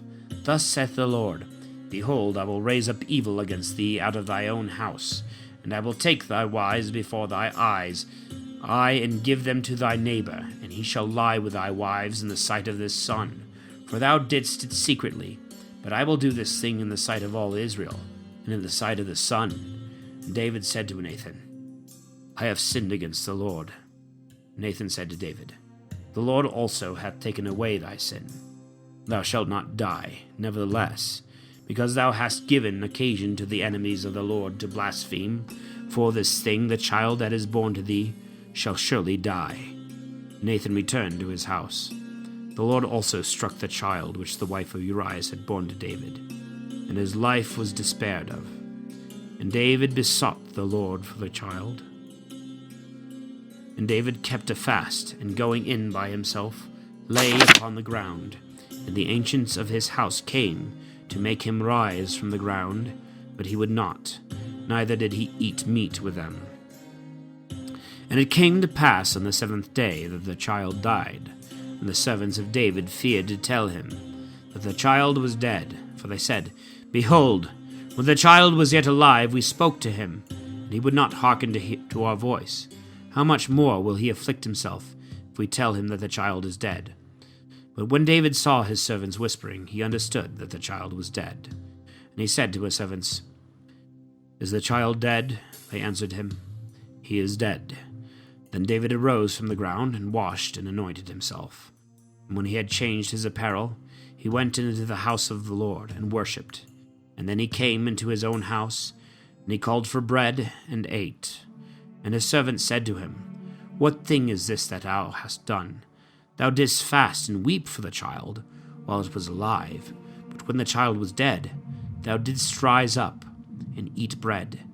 And he said, While the child was yet alive, I fasted and wept for him. For I said, Who knoweth whether the Lord may not give him to me, and the child may live? But now that he is dead, why should I fast? Shall I be able to bring him back any more? I shall go to him rather, but he shall not return to me. And David comforted Bathsheba his wife, and went in unto her, and slept with her. And she bore a son, and he called his name Solomon, and the Lord loved him. And he sent by the hand of Nathan the prophet, and called his name Amibel to the Lord, because the Lord loved him. And Joab fought against Rabbath of the children of Ammon, and laid close siege to the royal city. And Joab sent messengers to David, saying, I have fought against Rabbath, and the city of waters is about to be taken. Now therefore gather thou the rest of the people together, and besiege the city, and take it. Lest when the city shall be wasted by me, the victory be ascribed to my name. Then David gathered all the people together, and went out against Rabbath, and after fighting, he took it. And he took the crown of their king from his head, the weight of which was a talent of gold, set with most precious stones, and it was put upon David's head, and the spoils of the city, which were very great, he carried away. And bringing forth the people thereof, he sawed them, and drove over them chariots armed with iron, and divided them with knives, and made them pass through the brick kilns. So did he to all the cities of the children of Ammon. David returned with all the army to Jerusalem. And it came to pass after this, that Ammon the son of David loved the sister of Absalom the son of David, who was very beautiful, and her name was Tamar. And he was exceedingly fond of her, so that he fell sick for the love of her. For as she was a virgin, he thought it hard to do anything dishonestly with her. Now Ammon had a friend named Jonadab, the son of Samar, the brother of David, a very wise man. And he said to him, Why dost thou grow so lean from day to day, O son of the king? Why dost thou not tell me the reason of it? And Ammon said to him, I am in love with Tamar, the sister of my brother Absalom. And Jonadab said to him, Lie down upon thy bed, and feign thyself sick. And when thy father shall come to visit thee, say to him, Let my sister Tamar, I pray thee, come to me, to give me to eat, and make me a mess, that I may eat it at her hand. So Amnon lay down, and made as if he were sick. And when the king came to visit him, Ammon said to the king, I pray thee, let my sister Tamar come, and make in my sight 2 little messes, that I may eat at her hand. Then David sent home to Tamar, saying, Come to the house of thy brother Ammon, and make him a mess. And Tamar came to the house of Ammon her brother, but he was laid down, and she took meal and tempered it, and dissolving it in his sight, she made little messes. And taking what she had boiled, she poured it out, and set it before him. But he would not eat. And Ammon said, Put out all persons from me. And when they had put all persons out, Ammon said to Tamar, Bring the mess into the chamber, that I may eat at thy hand. Tamar took the little messes which she had made, and brought them into her brother Ammon in the chamber. And when she had presented him the meat, he took hold of her, and said, Come, lie with me, my sister. She answered him, Do not so, my brother. Do not force me, for no such thing must be done in Israel. Do not thou this folly. For I shall not be able to bear my shame, and thou shalt be as one of the fools in Israel. But rather speak to the king, and he will not deny me to thee. But he would not hearken to her prayers, but being stronger, overpowered her, and lay with her. Then Ammon hated her with an exceedingly great hatred, so that the hatred wherewith he hated her was greater than the love with which he had loved her before. And Ammon said to her, Arise, and get thee gone. She answered him, This evil which now thou dost against me, in driving me away, is greater than that which thou didst before. And he would not hearken to her, but calling the servants that ministered to him, he said, Thrust this woman out from me, and shut the door after her. And she was clothed with a long robe, for the king's daughters that were virgins used such kind of garments. Then his servant thrust her out, and shut the door after her. And she put ashes on her head, and rent her long robe, and laid her hands upon her head, and went on crying. And Absalom her brother said to her, Hath thy brother Ammon lain with thee? But now, sister, hold thy peace. He is thy brother, and afflict not thy heart for this thing. So Tamar remained, pinning away in the house of Absalom her brother. When King David heard of these things, he was exceedingly grieved, and he would not afflict the spirit of his son Ammon, for he loved him, because he was his firstborn. But Absalom spoke not to Ammon neither good nor evil, for Absalom hated Ammon, because he had ravished his sister Tamar. And it came to pass after 2 years, that the sheep of Absalom were shorn in Baal-Sahor, and Baal-Hasor, which is near Ephraim. And Absalom invited all the king's sons. And he came to the king, and said to him, Behold, thy servant's sheep are shorn. Let the king, I pray, with his servants, come to his servant. And the king said to Absalom, Nay, my son, do not ask that we should all come, and be chargeable to thee. And when he pressed him, and he would not go, he blessed him. And Absalom said, If thou wilt not come, at least let my brother Ammon, I beseech thee, come with us. And the king said to him, It is not necessary that he should go with thee, But Absalom pressed him, so that he let Amnon and all the king's sons go with him. And Absalom made a feast, as it were the feast of a king. And Absalom had commanded his servants, saying, Take notice when Amnon shall be drunk with wine, and when I shall say to you, Strike him and kill him. Fear not, for it is I that command you. Take courage, and be valiant men. And the servants of Absalom did to Amnon as Absalom had commanded them. And all the king's sons arose, and got up every man upon his mule, and fled. And while they were yet in the way, a rumor came to David, saying, Absalom hath slain all the king's sons, and there was none one of them left. Then the king rose up, and rent his garments, and fell upon the ground, and all his servants that stood about him rent their garments. But Jonadab, the son of Shema, David's brother, answering said, Let not my lord the king think that all the king's sons are slain. Amnon only is dead, for he was appointed by the mouth of Absalom from the day that he ravished his sister Tamar. Now therefore, let not my lord the king take this thing into his heart, saying, All the king's sons are slain, for Amnon only is dead. But Absalom fled away, and the young man that kept the watch lifted up his eyes and looked, and behold, there came much people by a byway on the side of the mountain. And Jonadab and said to the king, Behold, the king's sons are come, as thy servant said, so it is. And when he made an end of speaking, the king's sons also appeared.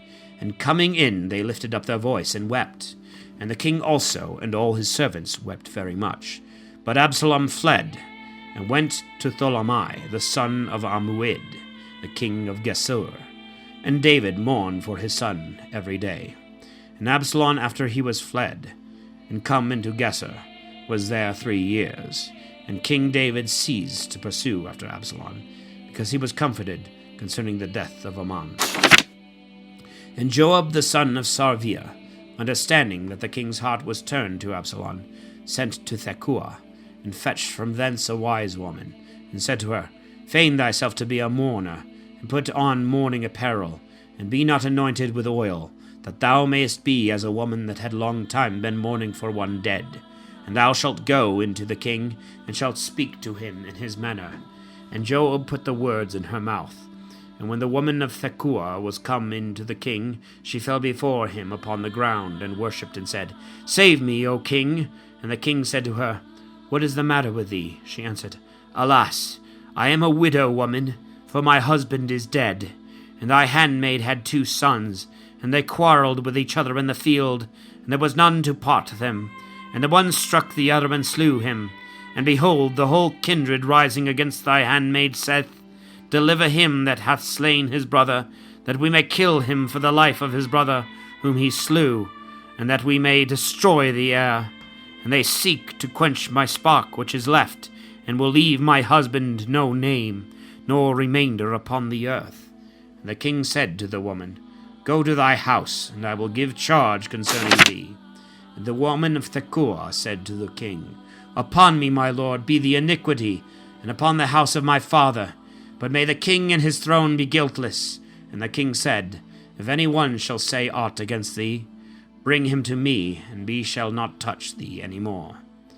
And she said, Let the king remember the Lord his God, that the next of kin be not multiplied to take revenge, that they may not kill my son.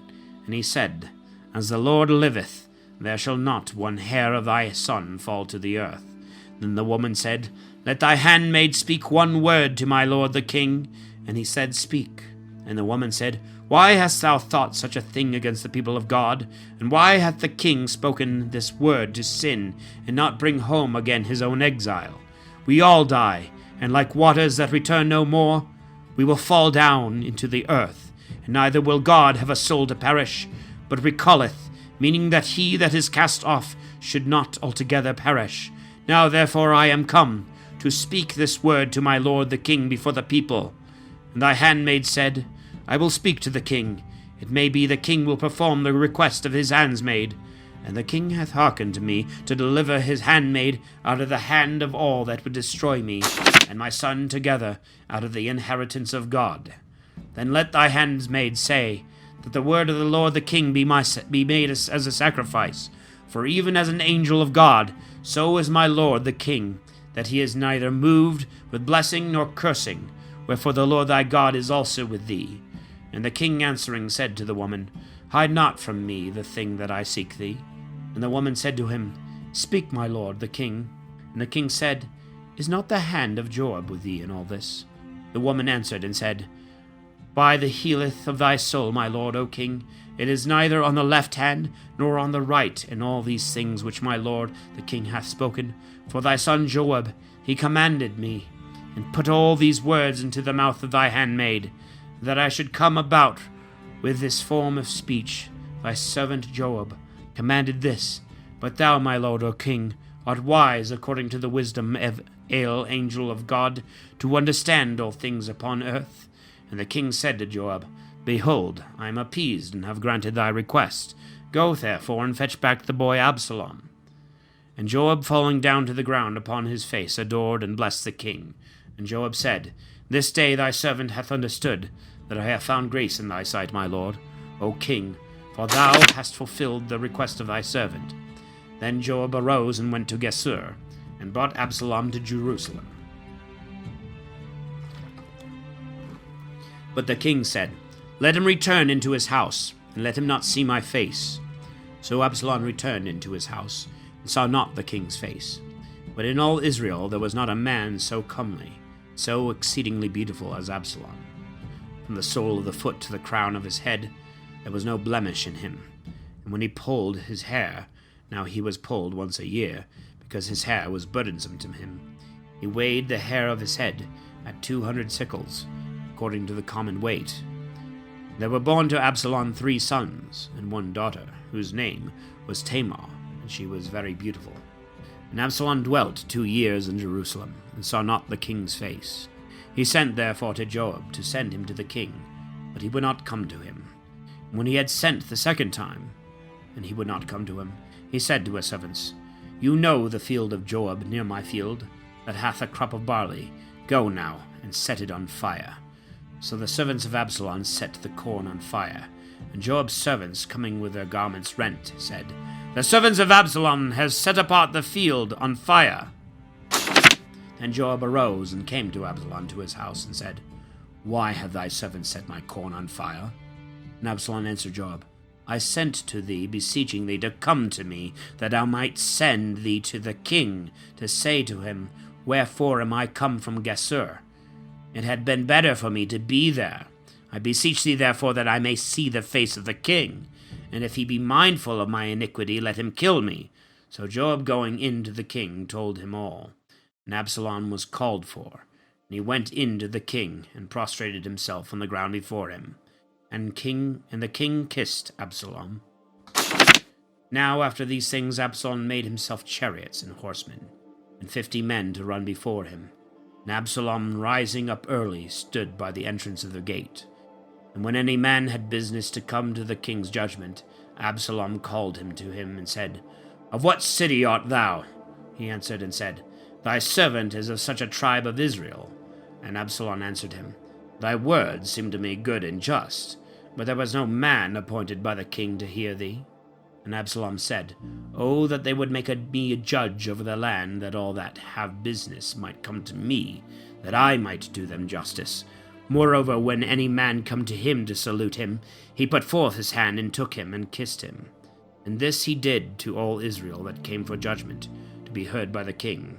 And he enticed the hearts of the men of Israel.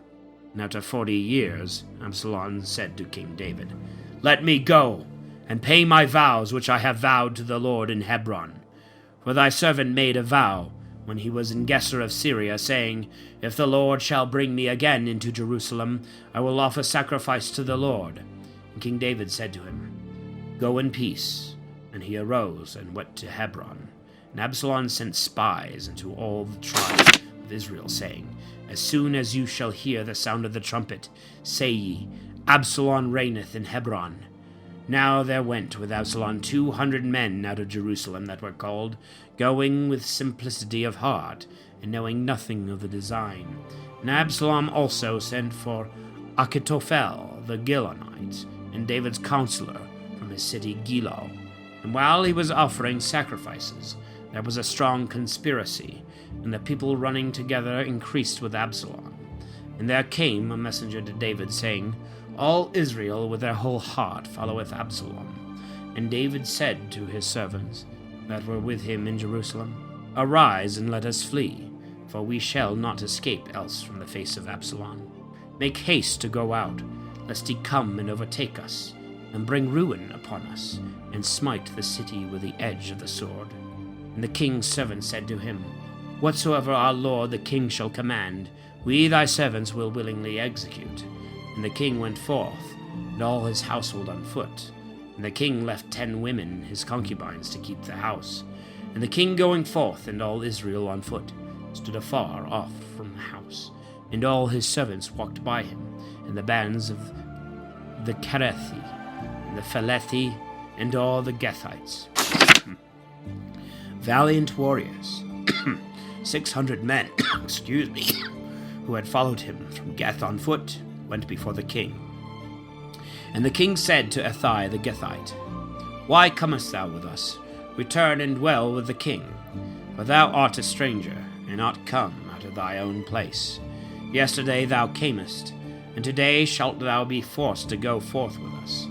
But I shall go whither I am going. Return thou, and take back thy brethren with thee.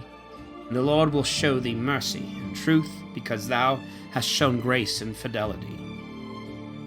And Athai answered the king, saying, As the Lord liveth, and as my lord the king liveth, in what place soever thou shalt be, my lord, O king, either in death or in life, there will thy servant be.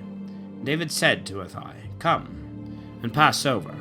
And Athai the Gethite passed, and all the men that were with him, and the rest of the people. And they all wept with a loud voice, and all the people passed over. The king also himself went over the brook Kedron, and all the people marched towards the way that looketh to the desert. Zadok the priest also came, and all the Levites with him carrying the ark of the covenant of God. And they set down the ark of God. And Abiathar went up to all the people that was come out of the city had done passing. And the king said to Zadok, Carry back the ark of God into the city. If I shall find grace in the sight of the Lord, he will bring me again, and he will show me it in his tabernacle.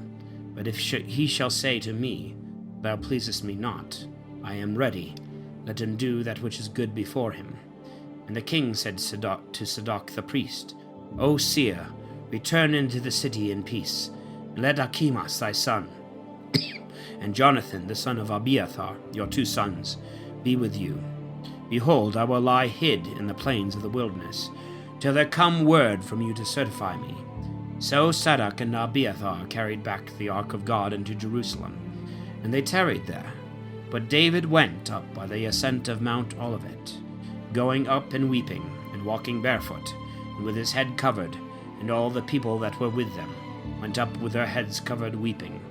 It was told David that Achitophel also was in conspiracy with Absalom. And David said, Infatuate, O Lord, I beseech thee, the counsel of Achitophel. And when David was come to the top of the mountain, where he was about to adore the Lord, behold, Husai the Arakite came to meet him with his garment rent, and his head covered with earth. David said to him, If thou come with me, thou wilt be a burden to me. But if thou return into the city, and wilt say to Absalom, I am thy servant, O king, as I have been thy father's servant, so I will be thy servant. Thou shalt defeat the counsel of Achitophel. Thou hast with thee Zadok and Abiathar the priest, and what thing soever thou shalt hear out of the king's house, thou shalt tell it to Zadok and Abiathar the priests. And there are with them their 2 sons, Achimaas, the son of Zadok, and Jonathan, the son of Abiathar. And you shall send by them to me everything that you shall hear.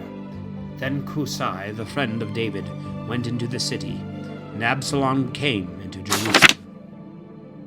And when David was a little past the top of the hill, behold, Ziba the servant of Mephibosheth came to meet him with 2 asses, laden with 200 loaves of bread, and 100 bunches of raisins, 100 cakes of figs, and a vessel of wine. And the king said to Ziba, What mean these things? And Ziba answered, The asses are for the king's household to sit on, and the loaves and figs for thy servants to eat. and the wine to drink if any man be faint in the desert. And the king said, Where is thy master's son? Ziba answered the king. He remained in Jerusalem, saying, Today will the house of Israel restore me to the kingdom of my father. And the king said to Ziba, I give thee all that belonged to Mephibosheth. Ziba said, I beseech thee, let me find grace before thee, O my lord, O king. And King David came as far as Bahurim. And behold, there came out from thence a man of the kindred of the house of Saul, named Shimei, the son of Gerah. And coming out he cursed as he went on, and he threw stones at David, and at all the servants of King David, and all the people, and all the warriors walked on the right and on the left side of the king. And thus said Shimei, when he cursed the king, Come out, thou man of blood, thou man of Belial. The Lord hath repaid thee for all the blood of the house of Saul, because thou hast usurped the kingdom in his stead, and the Lord hath given the kingdom into the hand of Absalom thy son. And behold, thy evils press upon thee, because thou art a man of blood. And Abishai the son of Sarviah said to the king, Why should this dead dog curse my lord the king? I will go and cut off his head. And the king said, What have I to do with you, you sons of Sarviah? Let him alone, and let him curse, for the Lord hath bid him curse David. Who is he that shall dare say, Why hath he done so? And the king said to Abishai, to all his servants, Behold, my son, who came forth from my bowels, seeketh my life. How much more now a son of Gemini? Let him alone, that he may curse, as the Lord hath bidden him. Perhaps the Lord may look upon my affliction, and the Lord may render me good for the cursing of this day. And David and his men with him went by the way, and Shimei by the hillside went over against him, cursing and casting stones at him, and scattering earth. And the king and all the people with him came weary, and refreshed themselves there. But Absalom and all his people came into Jerusalem, and Achitophel was with him. And when Kusai the Archite, David's friend, was come to Absalom, he said to him, God save thee, O king, God save thee, O king. And Absalom said to him, Is thy kindness to thy friend? Why wentest thou not with thy friend? And Kusai answered Absalom, Nay, for I will be his, whom the Lord hath chosen, and all this people, and all Israel. With him will I abide. Besides this, whom shall I serve? Is it not the king's son? As I have served thy father, so will I serve thee also. And Absalom said to Achitophel, Consult what we are to do. And Achitophel said to Absalom, Go into the concubines of thy father, whom he hath left to keep the house, that when all Israel shall hear that thou hast disgraced thy father, their hands may be strengthened with thee. So they spread a tent for Absalom on the top of the house, and he went into his father's concubines before all Israel. Now the counsel of Achitophel, which he gave in those days, was as if a man should consult God. So was all the counsel of Achitophel, both when he was with David and when he was with Absalom. And Achitophel said to Absalom, I will choose me 12,000 men, and I will arise and pursue after David this night. And coming upon him, for he is now weary and weak-handed, I will defeat him. And when all the people is put to flight that is with him, I will kill the king who will be left alone. And I will bring back all the people, as if they were but one man. For thou seekest but one man, and all the people shall be in peace. And his saying pleased Absalom, and all the ancients of Israel. But Absalom said, Call Kusai the Arachite, and let us hear what he also saith. When Kusai was come to Absalom, Absalom said to him, Achitophel hath spoken after this manner. Shall we do it or not? What counsel dost thou give? Kusai said to Absalom, The counsel that Achitophel hath given this time is not good. And again Kusai said, Thou knowest thy father, and the men that are with him, that they are very valiant and bitter in their mind, as a bear raging in the wood when her whelps are taken away. And thy father is a warrior, and will not lodge with the people. Perhaps he now lieth hid in pits, or in some other place where he list. And when And when any one shall fall at the first, every one that heareth it shall say, There was a slaughter among the people that followed Absalom. And the most valiant man whose heart is as the heart of a lion shall melt for fear. For all the people of Israel know thy father to be a valiant man, and that all who are with him are valiant. But this seemeth to me to be good counsel. Let all Israel be gathered to thee, from Dan to Beersheba, as the sand of the sea which cannot be numbered. And thou shalt be in the midst of them. And we shall come upon him in what place soever he shall be found. And we shall cover him as the dew falleth upon the ground. And we shall not leave the men that are with him, not so much as one. And if he shall enter into any city, all Israel shall cast ropes around about that city, and we will draw it into the river, so that there shall not be found so much as one small stone thereof. And Absalom and all the men of Israel said, The counsel of Cushai the Archite is better than the counsel of Achitophel. By the will of the Lord the profitable counsel of Achitophel was defeated, that the Lord might bring evil upon Absalom. And Cushai said to Zadok and Abiathar the priests, Thus and thus did Achitophel counsel Absalom, the ancients of Israel, and thus did I counsel them. Now therefore, send quickly, and tell David, saying, Tarry not this night in the plains of the wilderness, but without delay pass over, lest the king be swallowed up, and all the people that is with him.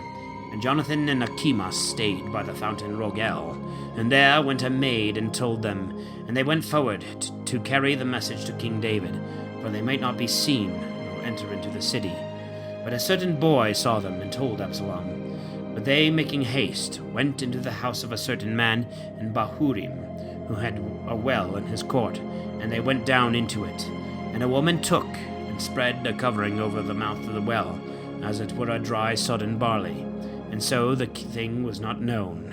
And when Absalom's servants were come into the house, they said to the woman, Where is Achimas and Jonathan? And the woman answered them, They passed on in haste, after they had tasted a little water.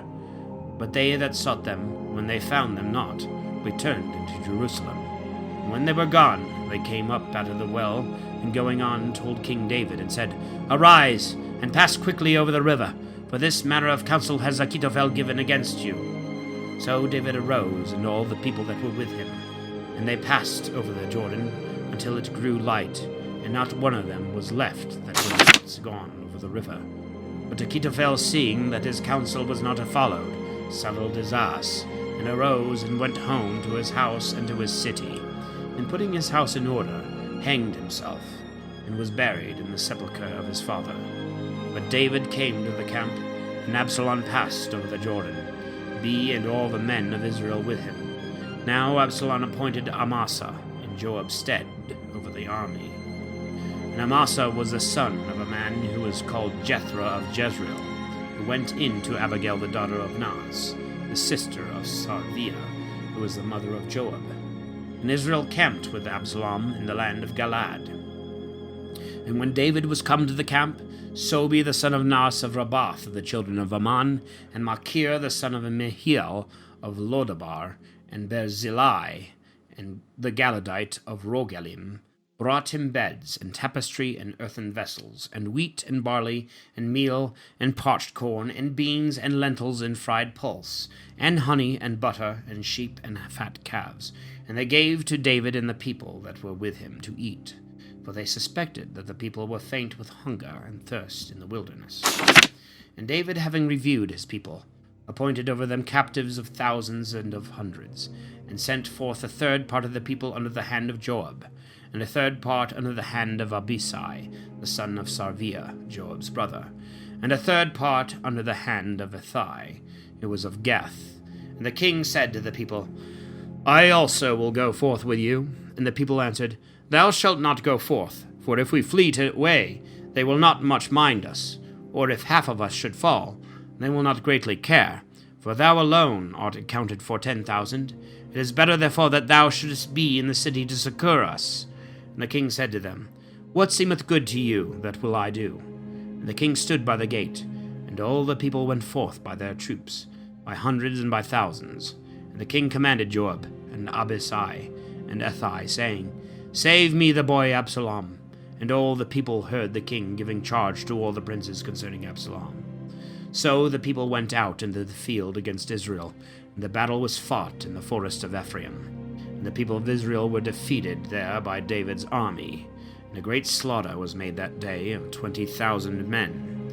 And the battle there was scattered over the face of all the country, and there were many more of the people whom the forest consumed than whom the sword devoured that day. And it happened that Absalom met the servants of David, riding on a mule. And as the mule went under a thick and large oak, his head stuck in the oak. And while he hung between the heaven and the earth, the mule on which he rode passed on. And one saw this, and told Joab, saying, I saw Absalom hanging upon an oak. And Joab said to the man that told him, If thou sawest him, why didst thou not stab him to the ground? And I would have given thee 10 shekels of silver and a belt. And he said to Joab, If thou wouldst have paid down in my hands 1,000 pieces of silver, I would not lay my hands upon the king's son. For in our hearing the king charged thee, and Abishai, and Athai, saying, Save me the boy Absalom. Yea, and if I should have acted boldly against my own life, this could not have been hid from the king. And wouldst thou have stood by me? And Joab said, Not as thou wilt, but will set upon him in thy sight. So he took 3 lances in his hand, and thrust them into the heart of Absalom. And whilst he yet panted for life, sticking on the oak, 10 young men, armor-bearers of Joab, ran up, and striking him, slew him. Joab sounded the trumpet, and kept back the people from pursuing after Israel in their flight, being willing to spare the multitude. And they took Absalom, and cast him into the great pit in the forest. And they laid an exceedingly great heap of stories upon him. But all Israel fled to their own dwellings. Now Absalom had reared up for himself in his lifetime a pillar, which is in the king's valley, for he said, I have no son, and this shall be the monument of my name. And he called the pillar by his own name, and it is called the Hand of Absalom to this day. And Achimaas the son of Zadok said, I will run and tell the king that the Lord hath done judgment for him from the hand of his enemies. And Joab said to him, Thou shalt not be the messenger this day, but shall bear tidings another day. This day I will not have thee bear tidings, because the king's son is dead. And Joab said to Cusai, Go, and tell the king that what thou hast seen. Cusai bowed down to Joab and ran. Then Achimaas the son of Zadok said to Joab again, Why might not I also run after Cusai? And Joab said to him, Why wilt thou run, my son? Thou wilt not be the bearer of good tidings. He answered, Well, what if I run? And he said to him, Run. Then Achimaas running by a nearer way passed Cusai. And David sat between the 2 gates, and the watchman that was on the top of the gate upon the wall, lifting up his eyes, saw a man running alone. And crying out, he told the king, and the king said, If he be alone, there are good tidings in his mouth. And as he was coming apace, and drawing nearer, the watchman saw another man running, and crying aloud from above, he said, I see another man running alone. And the king said, He also is a good messenger. And the watchman said, The running of the foremost seemeth to me like the running of Achimaas the son of Zadok. And the king said, He is a good man, and cometh with good news. And Achimaas, crying out, said to the king, God save thee, O king! And falling down before the king with his face to the ground, he said, Blessed be the Lord thy God, who hath shut up the men that have lifted up their hands against the Lord my king. And the king said, Is the young man Absalom safe? And Achimaas said, I saw a great tumult, O king. When thy servant Joab sent me thy servant, I know nothing else. And the king said to him, Pass, and stand here. And when he had passed, and stood still, Cusai appeared. Coming up, he said, I bring good tidings, my lord the king, for the Lord hath judged for thee this day from the hand of all that have risen up against thee. And the king said to Cusai, Is the young man Absalom safe? And Cusai, answering him, said, Let the enemies of my lord the king, and all that rise against him unto evil, be as the young man is. The king therefore, being much moved, went up to the high chamber, over the gate, and wept. And as he went, he spoke in this manner, My son Absalom, Absalom, my son. Would to God that I might die for thee, Absalom, my son Absalom. And it was told Joab that the king wept and mourned for his son. And the victory that day was turned into mourning unto all the people. For the people heard say that day, The king grieveth for his son. And the people shunned the going into the city that day, as people would do that hath turned their backs, and fled away from the battle. And the king covered his head, and cried with a loud voice, O my son Absalom! O Absalom, my son! O my son! Then Joab, going into the house to the king, said, Thou hast shamed this day the faces of thy servants, that have saved thy life, and the lives of thy sons, and of thy daughters, and the lives of thy wives, and the lives of thy concubines. Thou lovest them that hate thee, and thou hatest them that love thee. And thou hast shown this day that thou carest not for thy nobles, nor for thy servants. And I now plainly perceive that if Absalom had lived, and all we had been slain, then it would have pleased thee. Now therefore arise and go out, and speak to the satisfaction of thy servants. For I swear to thee by the Lord, that if thou wilt not go forth, there will not tarry with thee so much as one this night, that will be worse to thee than all the evils that have befallen thee from thy youth until now. Then the king arose and sat in the gate. And it was told to all the people that the king sat in the gate, and all the people came before the king. But Israel fled to their own dwellings, and all the people were at strife in all the tribes of Israel, saying, The king delivered us out of the hand of our enemies, and he saved us out of the hand of the Philistines, and now he is fled out of the hand for Absalom. But Absalom, whom we anointed over us, is dead in the battle. How long are you silent, and bring not back the king? And King David sent to Zadok and Abiathar the priest, saying, Speak to the ancients of Judah, saying, Why are you the last to bring the king back to his house? For the talk of all Israel was come to the king in his house. You are my brethren, you are my bone and my flesh. Why are you the last to bring back the king? Say ye to Amasa, Art not thou my bone and my flesh? So do God to me, and add more, if thou be not the chief captain of the army before me always in the place of Joab. And be inclined the heart of all the men of Judah, as it were of one man. And they sent to the king, saying, Return thou and all thy servants. And the king returned and came as far as the Jordan, and all Judah came as far as Galgal to meet the king, and to bring him over the Jordan.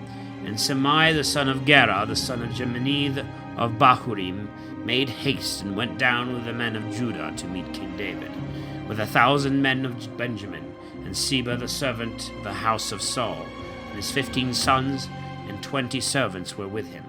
And going over the Jordan, they passed the fords before the king, that they might help over the king's household, and do according to his commandment. And Shimei the son of Gera, falling down before the king, when he was come over the Jordan, said to him, Impute not to me, my lord, the iniquity, nor remember the injuries of thy servant on the day that thou, my lord, the king, wentest out of Jerusalem, nor lay it upon in thy heart, O king. For I, thy servant, acknowledge my sin. Therefore I am come this day to the first of all the house of Joseph, and am come down to meet my lord the king. But Abisai, the son of Sarvia, answering, said, Shall Shimei, for these words, not be put to death, because he cursed the Lord's anointed? And David said, What have I to do with you, ye sons of Sarvia? Why are you a Satan this day to me? Shall there any man be killed this day in Israel? Do not I know that this day I am made king over Israel? And the king said to Shimei, Thou shalt not die. And he swore unto him. And Mephibosheth the son of Saul came down to meet the king. He had neither washed his feet, nor trimmed his beard, nor washed his garments from the day that the king went out, until the day of his return in peace. And when he met the king at Jerusalem, the king said to him, Why comest thou not with me, Mephibosheth? And he answering said, My lord, O king, my servant despised thee, for I thy servant spoke to him to saddle me an ass, that I might get on and go with the king. For I thy servant am lame. Moreover, he hath also accused me thy servant to thee, my lord the king, but thou, my lord the king, art as an angel of God. Do what pleaseth thee.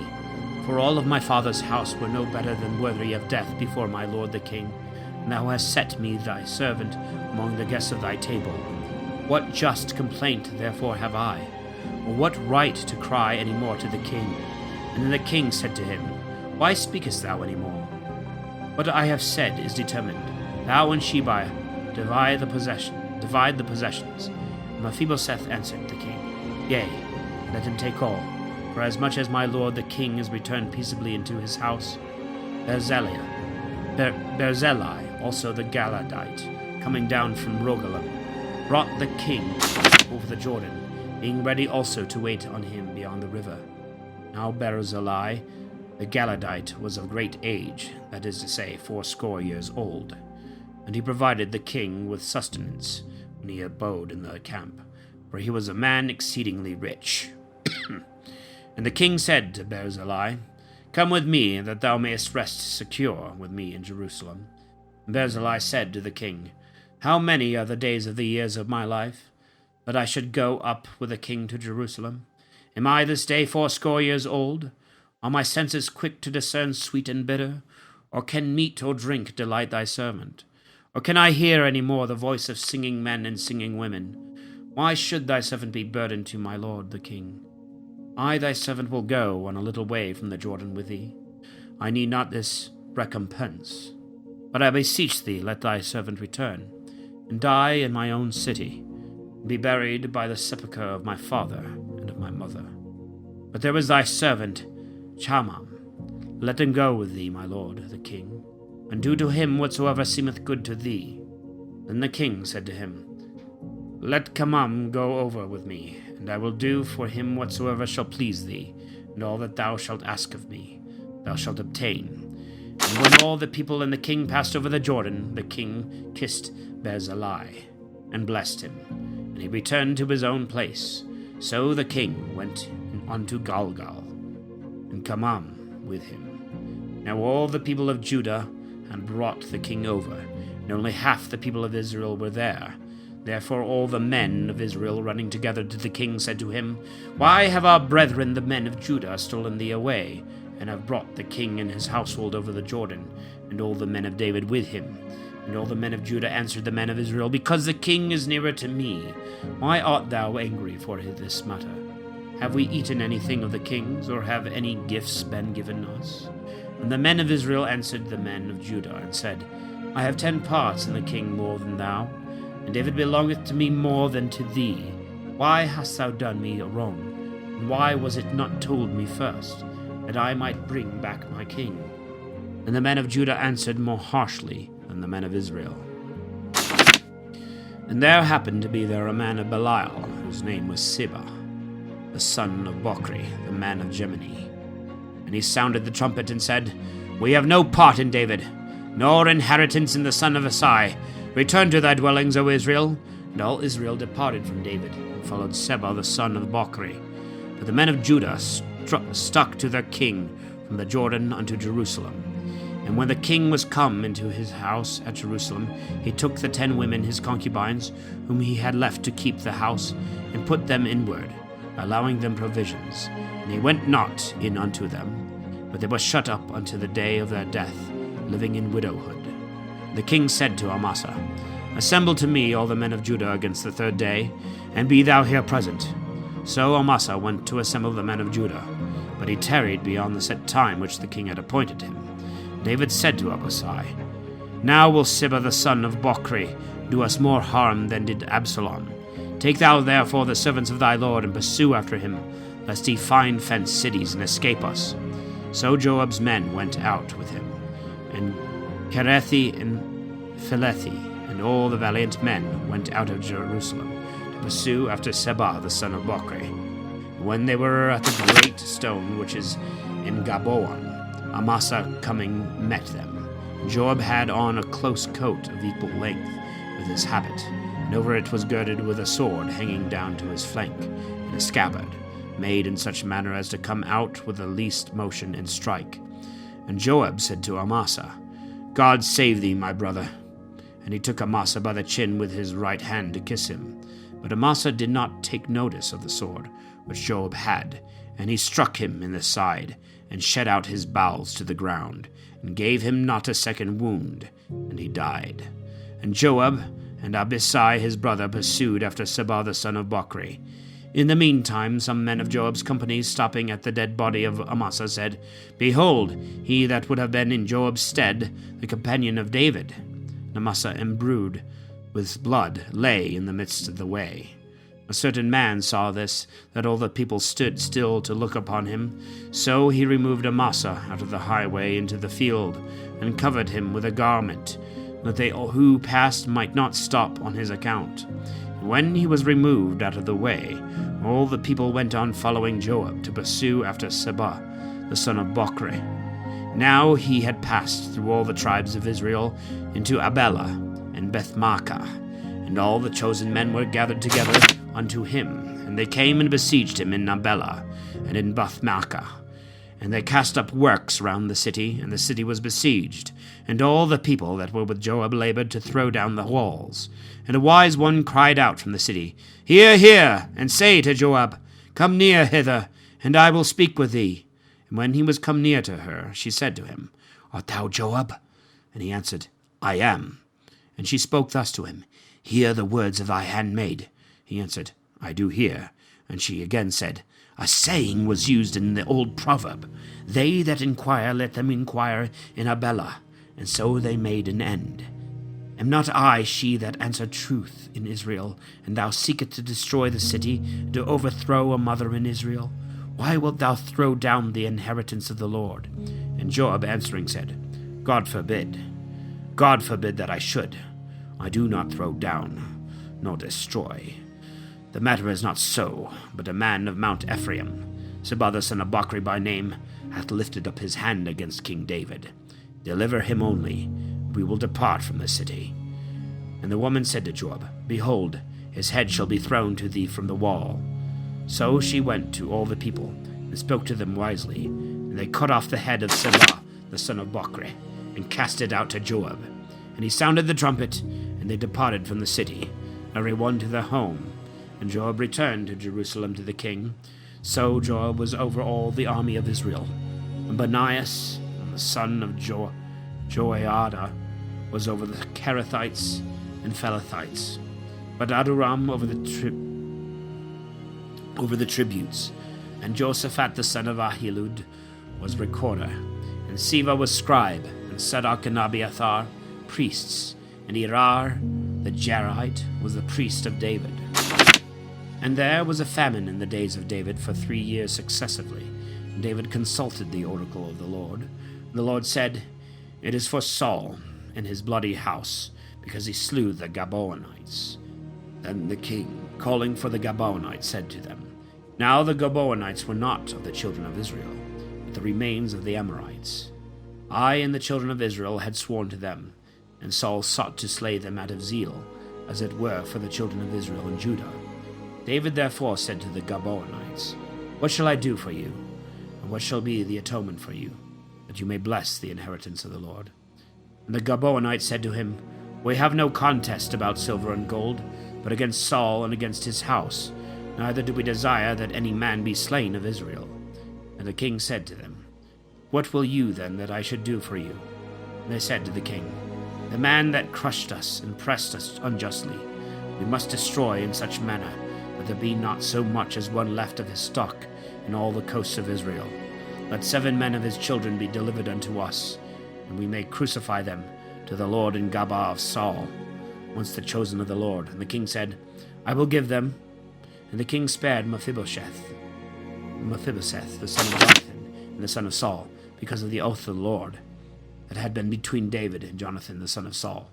So the king took the 2 sons of Resphah, the daughter of Aiah, whom she bore to Saul, Armoni and Mephibosheth, and the 5 sons of Michal, the daughter of Saul, whom she bore to Hadriel, the son of Barzillai, that was of Molathai, and gave them into the hands of the Gabaonites. And they crucified them on a hill before the Lord. And these 7 died together in the first days of the harvest, when the barley began to be reaped. And Resphah, the daughter of Aiah, took haircloth, and spread it under her upon the rock, from the beginning of the harvest, till water dropped upon them out of heaven, and suffered neither the birds to tear them by day, nor the beasts by night. And it was told David that Resepha the daughter of Aiah, the concubine of Saul, had done. And David went and took the bones of Saul and the bones of Jonathan his son from the men of Jabes Galad, who had stolen them from the street of Bethsan, where the Philistines had hanged them when they had slain Saul in Gilboa. And he brought from thence the bones of Saul and the bones of Jonathan his son, and they gathered up the bones of them that were crucified, and they buried them with the bones of Saul and of Jonathan his son in the land of Benjamin, in the side and the sepulchre of Cis his father. And they did all this that the king had commanded. God showed mercy again to the land after these things. And the Philistines made war again against Israel, and David went down, and his servants with him, and fought against the Philistines. And David, growing faint, Jesbebenub, who was of the race of Arpha, the iron of whose spear weighed 300 ounces, being girded with a new sword, attempted to kill David. And Abisai the son of Sarvia rescued him, and striking the Philistine, killed him. Then David's men swore unto him, saying, Thou shalt go no more out with us to battle, lest thou put out the lamp of Israel. There was also a second battle in Gob against the Philistines. Then Sobakai of Husathai slew Saph of the race of Arpha of the family of the giants.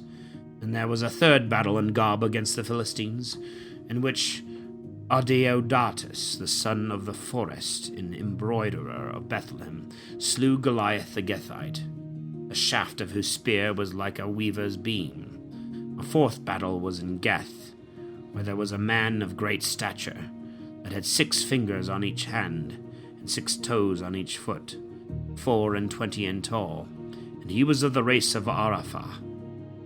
He reproached Israel, and Jonathan the son of Sameh, the brother of David, slew him. These 4 were born of Arpha in Gath, and they fell by the hand of David and of his servants. And David spoke to the Lord the words of this canticle. And in the day that the Lord delivered him out of the hand of all his enemies, and out of the hand of Saul, he said, The Lord is my rock, and my strength, and my Savior. God is my strong one, in him will I trust, my shield, and the horn of my salvation. He lifteth me up, and is my refuge, my Savior. Thou wilt deliver me from iniquity. I will call on the Lord, who is worthy to be praised, and I shall be saved from my enemies. For the pangs of death have surrounded me. The floods of Belial have made me afraid. The cords of hell compassed me. The snares of death prevented me. In my distress I will call upon the Lord, and will cry to my God, and he will hear my voice out of his temple, and my cry shall come to his ears. The earth shook and trembled, and the foundations of the mountains were moved and shaken, because he was angry with them. A smoke went up from his nostrils, and a devouring fire out of his mouth. Coals were kindled by it. He bowed the heavens and came down, and darkness was under his feet. And he rode up the cherubims, and flew, and slid upon the wings of the wind. He made darkness covering round about him, dropping waters out of the clouds of the heavens. By the brightness before him the coals of fire were kindled. The Lord shall thunder from heaven, and the Most High shall give forth his voice. He shot arrows and scattered them, lightning and consumed them. And the overflowings of the sea appeared. The foundations of the world were laid open at the rebuke of the Lord, at the blast of the spirit of his wrath. He sent from on high, and took me, and drew me out of many waters. He delivered me from my most mighty enemy, and from them that hated me, for they were strong for me. He prevented me in the day of my affliction, and the Lord became my stay. And he brought me forth into a large place. He delivered me, because I pleased him. The Lord will reward me according to my justice, and according to the cleanness of my hands he will render to me, because I have kept the ways of the Lord, and have not wickedly departed from my God. For all his judgments are in my sight, and his precepts I have not removed from thee. And I shall be perfect with him, and shall keep myself from my iniquity. And the Lord will recompense me according to my justice, and according to the cleanliness of my hands in the sight of his eyes. With the Holy One thou wilt be holy, and with the valiant perfect. With the elect thou wilt be elect, and with the perverse thou wilt be perverted. And the poor people thou wilt save, and with thy eyes thou wilt humble the haughty. For thou art my lamp, O Lord, and thou, O Lord, wilt enlighten my darkness. For in thee I will run girded, in my God I will leap over the wall. God, his way is immaculate. The word of the Lord is tried by fire. He is the shield of all that trust in him. Who is God but the Lord? And who is strong but our God? God, who hath girded me with strength, and made my way perfect, making my feet like the feet of harts, and setting me upon my high places. He teacheth my hands to war, and maketh my arms like a bow of brass. Thou hast given me the shield of my salvation, and thy mildness hath multiplied me. Thou shalt enlarge my steps under me, and my ankles shall not fail. And I will pursue after my enemies, and crush them, and will not return again till I consume them. And I will consume them and break them in pieces, so that they shall not rise. They shall fall under my feet. And thou hast girded me with strength to battle. Thou hast made them that resisted me to bow under me. My enemies thou hast made to turn their back to me, them that hated me, and I shall destroy them. They shall cry, and there shall be none to save. To the Lord, and he shall not hear them. I shall beat them as small as the dust of the earth. I shall crush them and spread them abroad like the mire of the streets. Thou wilt save me from the contradictions of my people. Thou wilt keep me to be the head of the Gentiles. The people which I know not shall serve me. The sons of the stranger will resist me. At the hearing of the ear they will obey me. The strangers are melted away, and shall be straitened in their distresses. The Lord liveth, and my God is blessed, and the strong God of my salvation shall be exalted. God, who giveth me revenge, and bringest down people under me, who bringest me forth from my enemies, and liftest me up from them that resist me. From the wicked man thou shalt deliver me. Therefore I will give thanks to thee, O Lord, among the Gentiles, and will sing to thy name, giving great salvation to his king, and showing mercy to David his anointed, and to his seed forever. Now these are David's last words. David the son of Isai said, the man to whom it was appointed concerning the Christ of God of Jacob. The excellent psalmist of Israel said, the Spirit of the Lord hath spoken by me, and his word by my tongue. The God of Israel said to me, the strong one of Israel spoke, the ruler of men, the just ruler in the fear of God. As the light of the morning, when the sun riseth, shineth in the morning without clouds, and as the grass springeth out of the earth by rain, neither is my house so great with God, that he should make with me an eternal covenant, firm in all things and assured. For he is all my salvation, and all my will. Neither is there aught thereof that springeth not up. But transgressors shall all of them be plucked up as thorns, which are not taken away with hands. And if a man will touch them, he must be armed with iron and with the staff of a lance. But they shall be set on fire and burnt to nothing. These are the names of the valiant men of David. Jesbaham, sitting in the chair, was the wisest chief among the three. He was like the most tender little worm of the wood, who killed 800 men at one onset. After him was Eleazar the son of Dodo the Ahohite, one of the 3 valiant men that were with David when they defied the Philistines, and they were there gathered together to battle. And when the men of Israel were gone away, he stood and smote the Philistines, till his hand was weary, and grew stiff with the sword.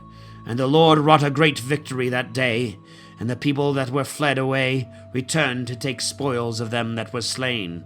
And after him was Semar the son of Aga, of Arari. And the Philistines were gathered together in a troop, for there was a field full of lentils.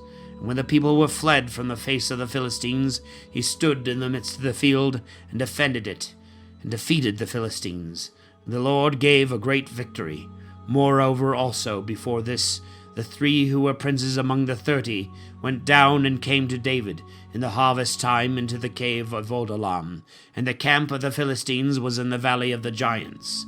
And David was then in a hold, and there was a garrison of the Philistines then in Bethlehem. And David longed and said, Oh, that some man would get me a drink of the water out of the cistern that is in Bethlehem by the gate.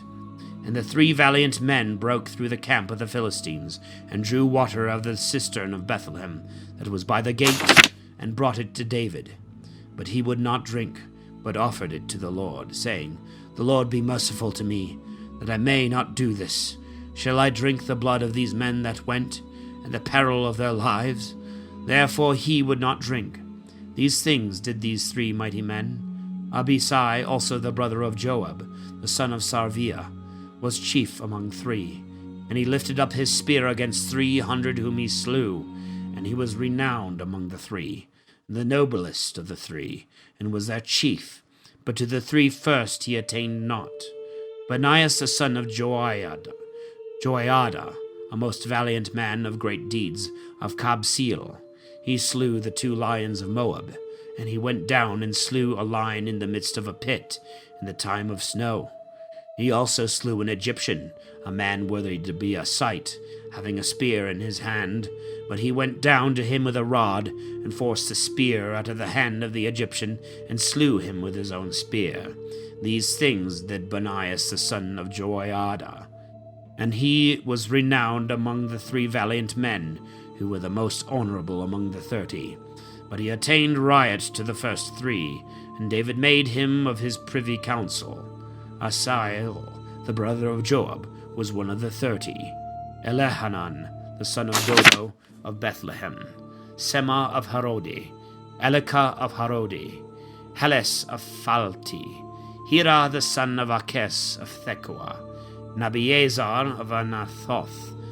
Mobanai of Husatai, Salmon the Ahoite, Marahai the Netophathite, and Heled the son of Banah, also the Netophathite, Ithai the son of Ribai of Gabath of the children of Benjamin, Benaiah the Pharathonite, Hedai of the torrent Gas, and Abilaban the Arbathite, Azamaveth of Beramai, Eliaba of Salaboni, the sons of Jesen, Jonathan, Sema of Orori, Aliam the son of Sarar the Arorite, and Elphalet the son of Aspai, the son of Makati, Eliam the son of Achitophel, and the Gelonite, Hesrai of Carmel, Pharai of Arbi, Igal the son of Nathan of Soba, Boni of Gadi, Selek of Ammoni,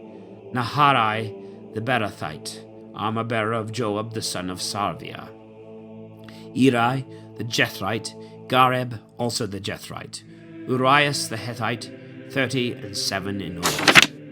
And the anger of the Lord was again kindled against Israel, and stirred up David among them, saying, Go, number Israel and Judah. And the king said to Joab, the general of his army, Go through all the tribes of Judah from Dan to Beersheba, and number ye the people, that I may know the number of them.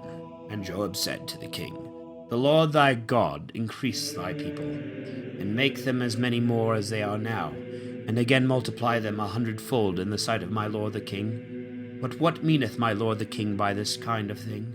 But the king's words prevailed over the words of Joab, and of the captains of the army, and Joab and the captains of the soldiers went out from the presence of the king, to number the people of Israel. And when they had passed the Jordan, they came to Aurora, to the right side of the city, which is in the vale of Gad. And by Jazer they passed into Galad, and to the lower land of Hodsi. And they came into the woodlands of Dan, and going about by Sidon, they passed near the walls of Tyre, and all the land of the Hivite, and the Canaanite, and they came to the south of Judah, and to Beersheba.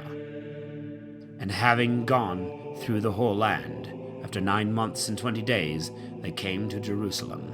And Joab gave up the sum of the number of the people to the king, and there were found of Israel 800,000 valiant men that drew the sword. and of Judah 500,000 fighting men. But David's heart struck him after the people were numbered. David said to the Lord, I have sinned very much in what I have done, but I pray thee, O Lord, to take away the iniquity of thy servant, because I have done exceedingly foolishly. And David arose in the morning, and the word of the Lord came to Gad the prophet, and the seer of David, saying, Go and say to David, Thus saith the Lord, I give thee thy choice of 3 things. Choose one of them which thou wilt, that I may do it to thee. And when Gad was come to David, he told him, saying, Either 7 years of famine shall come to thee in thy land, or thou shalt flee 3 months before thy adversaries, and they shall pursue thee. Or for 3 days there shall be a pestilence in thy land. And therefore deliberate, and see what answer I shall return to him that sent me. David said to Gad, I am in a great strait, but it is better that I should fall into the hands of the Lord, where his mercies are many, than into the hands of men. And the Lord sent a pestilence upon Israel, from the morning until the time appointed, and there died of the people from Dan to Beersheba 70,000 men. And when the angel of the Lord had stretched out his hand over the Jerusalem to destroy it, the Lord had pity on the affliction, and said to the angel that slew the people, It is enough. Now hold thy hand. And the angel of the Lord was by the thrashing floor of Araunah the Jebusite. And David said to the Lord, when he saw the angel striking the people, It is I am he that have sinned. I have done wickedly. These that are the sheep, what have they done? Let thy hand, I beseech thee, be turned against me, and against my father's house. And Gad came to David that day, and said, Go up, and build an altar to the Lord in the thrashing floor of Araunah, the Jebusite. David went up according to the word of Gad, which the Lord had commanded him. And Araunah looked, and saw the king and his servants coming towards him. And going out he worshipped the king, bowing with his face to the earth, and said, Wherefore is my lord the king come to his servant? Arid David said to him, To buy the thrashing floor of thee, and build an altar to the Lord, that the plague which rageth among the people may cease. And Araunah said to David, Let my lord the king take and offer, as it seemeth good to him. Thou hast here oxen for a holocaust, and the wain, and the yokes of the oxen for wood. All these things Araunah as a king gave to the king. And Araunah said to the king, The Lord thy God receive thy vow. And the king answered him and said, Nay, but I will buy it of thee at a price, and I will not offer to the Lord my God holocausts free cost. So David bought the floor and the oxen for 50 sickles of silver. And David built there an altar to the Lord, and offered holocausts and peace offerings. And the Lord became merciful to the land, and the plague was stayed from Israel. All right, so we finally finished all the books of Samuel. And, yeah, what an amazing story. So much drama dealing with David and his son Absalom rebelling against him. And then actually more rebellions. And it's just lots and lots of family issues here. So, we've made it to 1 Kings, and that means that, well, we're going to start reading about the life of Solomon, I believe, and the continuation of the kingdom of Israel after David. So that'll be exciting. Looking forward to it. Thanks for sticking around. This one was a bit of a long one. Some of these are going to get quite long, because that's just the nature of trying to read the Bible in 30 days. So without further ado, I'll see you guys later. So long.